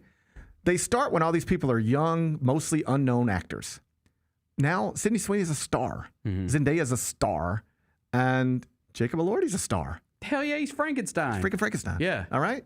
So you've got 3 young actors who are like movie stars now. Yes. This happens in TV all the time. Famously with The Office. Michael Scott didn't finish the show. Right. He got too famous. Yeah. Got too famous. Gets too expensive. You got too many other options. Like, really, the reason it's taking this long is because they could not find time. You've got to find holes in everybody's schedule to get them together. Mm-hmm. So when are Zendaya, Sydney Sweeney, and Jacob Elordi all free to get together and film? That's tough. That's tough. Yeah. But they're getting it done. April, we'll watch season 3. There. There's some thought that Zendaya and Sydney Sweeney aren't getting along right now because of political reasons. Oh, damn. One of them leans a little left and the other one leans a little right. Gotcha. You can probably figure out who's who there. But I don't know that to be true. It's just what I read on the internet. Okay. I hope it's not true. I hope it's not true, too. I hope they're getting along fine. We'll be back with Carry Out. Grizzlies fans, dunks, dimes, and no looks are great on TV, but nothing compares to catching them IRL. And that starts with buying tickets at Ticketmaster, the official ticket marketplace of the Memphis Grizzlies and the NBA. Ticketmaster gets you to the game so you can catch every highlight in person. From seeing your favorite Grizzlies stars up close to hearing the squeak of the sneakers on the hardwood. Put that jersey collection to use and get tickets at Ticketmaster. There's no better brag than saying you saw it live. See you courtside, Memphis.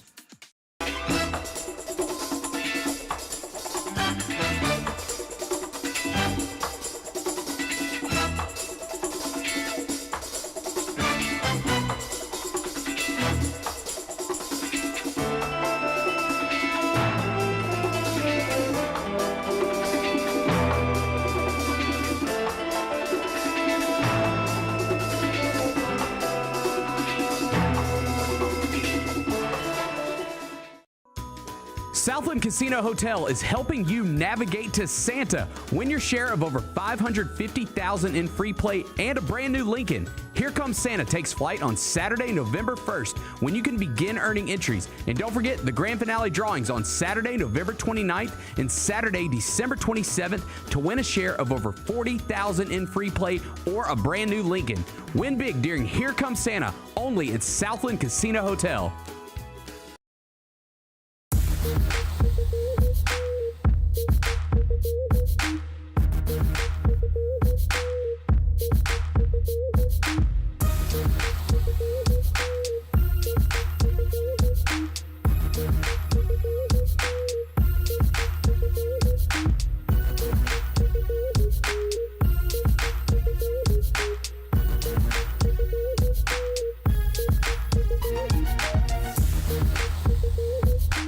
Grizz Nation, Friday night just got a whole lot better. Introducing Buckets and Brews, the ultimate way to tip off your weekend.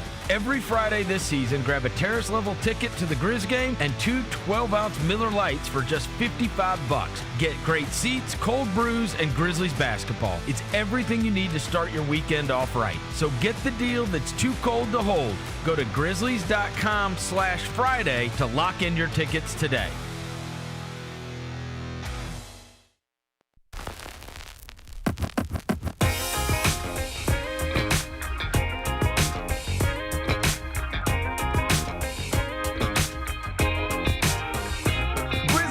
Now's your chance to win City Edition Grizzlies art painted right on the FedEx Forum floor. The Grizzlies are giving away the City Edition Isaac Hayes painting from world-renowned speed painter Evan Struck at the game tomorrow night. That's Friday night, December 5th, FedEx Forum, 7 o'clock. The Clippers are in town. All you have to do to win, show up early. The first 5,000 fans at Friday's Grizzlies game going to get the City Edition sunglasses. You saw Michael Wallace wearing them earlier in the show. And one of those giveaway glasses will have a platinum ticket declaring the winner. Grab your tickets for Friday's game at grizzlies.com/tickets. That's grizzlies.com/tickets. Let's carry out. It's time for GP's Carryout. One final segment filled with stuff to take with you. It's not everything you need to know, but it's most of it. What did we miss today? Well, we had a standoff last night in the NBA. And if you would have asked me to pick two people in the league that I would expect a standoff between, I bet I would have picked both of these guys. Isaiah Stewart and Bobby Portis. Yep, that makes sense. They're face to face. Now they're talking. He said, I'm going to give you a knuckle sandwich. I like telling people I'm going to give them a knuckle sandwich. That's pretty good. Isaiah Stewart said, I will give you a knuckle sandwich. Hey, meet me after. I see that. Meet me after. Okay. Watch him knuckle sandwich. Knuckle sandwich. I like a knuckle sandwich. I don't know who I'm picking there. Isaiah Stewart. I do not agree with you. Bobby Portis is from Arkansas. Bobby Portis broke his teammate's jaw and he retired from basketball afterwards. And the only time I ever see Isaiah Stewart, he's about to fight. Yeah, I don't think I've ever seen him 5 seconds either away from or removed from a possible altercation. It's the only time I ever see him. I never see him score or grab a rebound. I just see him always ready to go. I saw him hit a bunch of threes against the Grizzlies. I was like, what the hell's that? I blacked that out. Yeah. I blocked it out. I don't pay attention to that. These two guys would actually fight. Like when you see most basketball players get in each other's face, it's like, just go. You're not doing anything. No. Them two would fight. Yes. In fact, we should try to get those two to fight. Like celebrity boxing match, Isaiah Stewart and Bobby Portis. Oh, I'm sure you'll see that one day. When they're both retired, I could totally see it. They're both really like that. No, they are both really like that, yeah. Well, good for them. I'm going Bobby Portis. I just think Isaiah Stewart looks like he could kill somebody. I'm going Bobby Portis. He is from Arkansas. Yeah. That could be the difference. That silent aggression. It could just come down to he's from Arkansas and the other dude's not. Yep. Yeah. I think that's right. What's today's biggest game? Thursday night football. Okay. You still like football? I love football. This is a big one tonight. Hey, you know what I saw? They were calling this the Desperation Bowl. Yeah, because whoever wins this game is in great position to grab a wild card spot. Whoever loses, they are going to be up against it, specifically the Cowboys. They're really going to be up against it if they lose this game.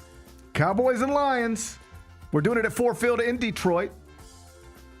Maybe Eminem will be there. I think he will be. He's doing something with them. Oh, is he? Oh, no, he put on the Jack White halftime show. He's like the... Well, yes, Bennett, we saw that. Yeah, and he's doing stuff for them going forward. Like, he's like the Detroit Lions producer or whatever. The Jack White Eminem halftime show was awesome. Yeah, that was cool. That was good. It was great. Yeah, so. Good to see them doing so well. Cowboys Lions, Detroit -3, totals 54.5. Kickoff 7:15, Prime Video. How you going to act? I don't know why, but I'm going Cowboys. Okay, Bennett said I'm going Cowboys. Bennett said give him 3 points. Let him go on the road. Kickoff 7:15. You can watch it on Amazon Prime Video. What are we watching on TV? All right. I finally turned it on last night. Sean Combs' The Reckoning. Mm-hmm. How was it? We only got through the first episode. I don't want to get caught up. I thought it was great. Was it? I mean, I don't know where it's going exactly, but if you're just like, I think sometimes it's like 50 Cent made a Diddy documentary and it's like, well, what is this going to be? Because 50 Cent's he can be an unserious person. Yes. He can also be like a serious person. He's like, works in he's a real dude. Yeah. But it's like, what are we doing here? What is this? And it feels like a real documentary, like a real thing. They've got incredible footage of Diddy, like in the days before his arrest. And it does help you in this first hour. First episode is 4 episodes. Okay. It does help you sort of understand like where this guy came from and how he became who he is. And also like, how did he end up in federal prison? Like his childhood is, I mean, you can always look back at a childhood. But who was his mom? Who was his dad? Who were his influences? Who were his idols? It all checks out. Like if you know his childhood, you can kind of see how he became what he became. Even all the stories about why did he want to film women and then show it to the world? Because like a guy who looked up to in the streets when he was a kid did that, in a bar in Harlem. And so that's what he knew. He was a product of his environment, it sounded like. And he gets into the Tupac Biggie stuff. I don't know. I just thought it was really interesting. Really interesting. Like I can't wait to finish it. We started the second one, then it's night time. Yep. But it's number 1 at Netflix, like I told you it would be. I'll check it out. It's been a huge case that the whole world's been talking about, and this seems like a pretty serious documentary, sort of telling you in many ways, his life story. I thought it was good. Sean Combs' The Reckoning. It's on Netflix right now. What's the best thing we've read? Well, CBS Sports' Sam Quinn has a piece looking at all of the different possible trade scenarios for Giannis Antetokounmpo. If you're curious, he lists the Grizzlies as a non-factor in those conversations. But number 1, he's got the New York Knicks, and then he tries to go through all the different ways the Knicks and the Bucks could get a deal done. But if you haven't read that yet and you're interested, you can find it on the NBA page, cbssports.com. What's on tap for tomorrow? Well, tomorrow's Friday. We'll get you ready for Grizz Clippers inside FedEx Forum. Jessica Benson will join me in the first hour. That's always a good time. Should be a fun show. Looking forward to it already. Enjoy the rest of your day. I'm going to try to enjoy mine. And let's meet back here tomorrow at 10. Till then, be careful, be kind, be good. Rep your hood.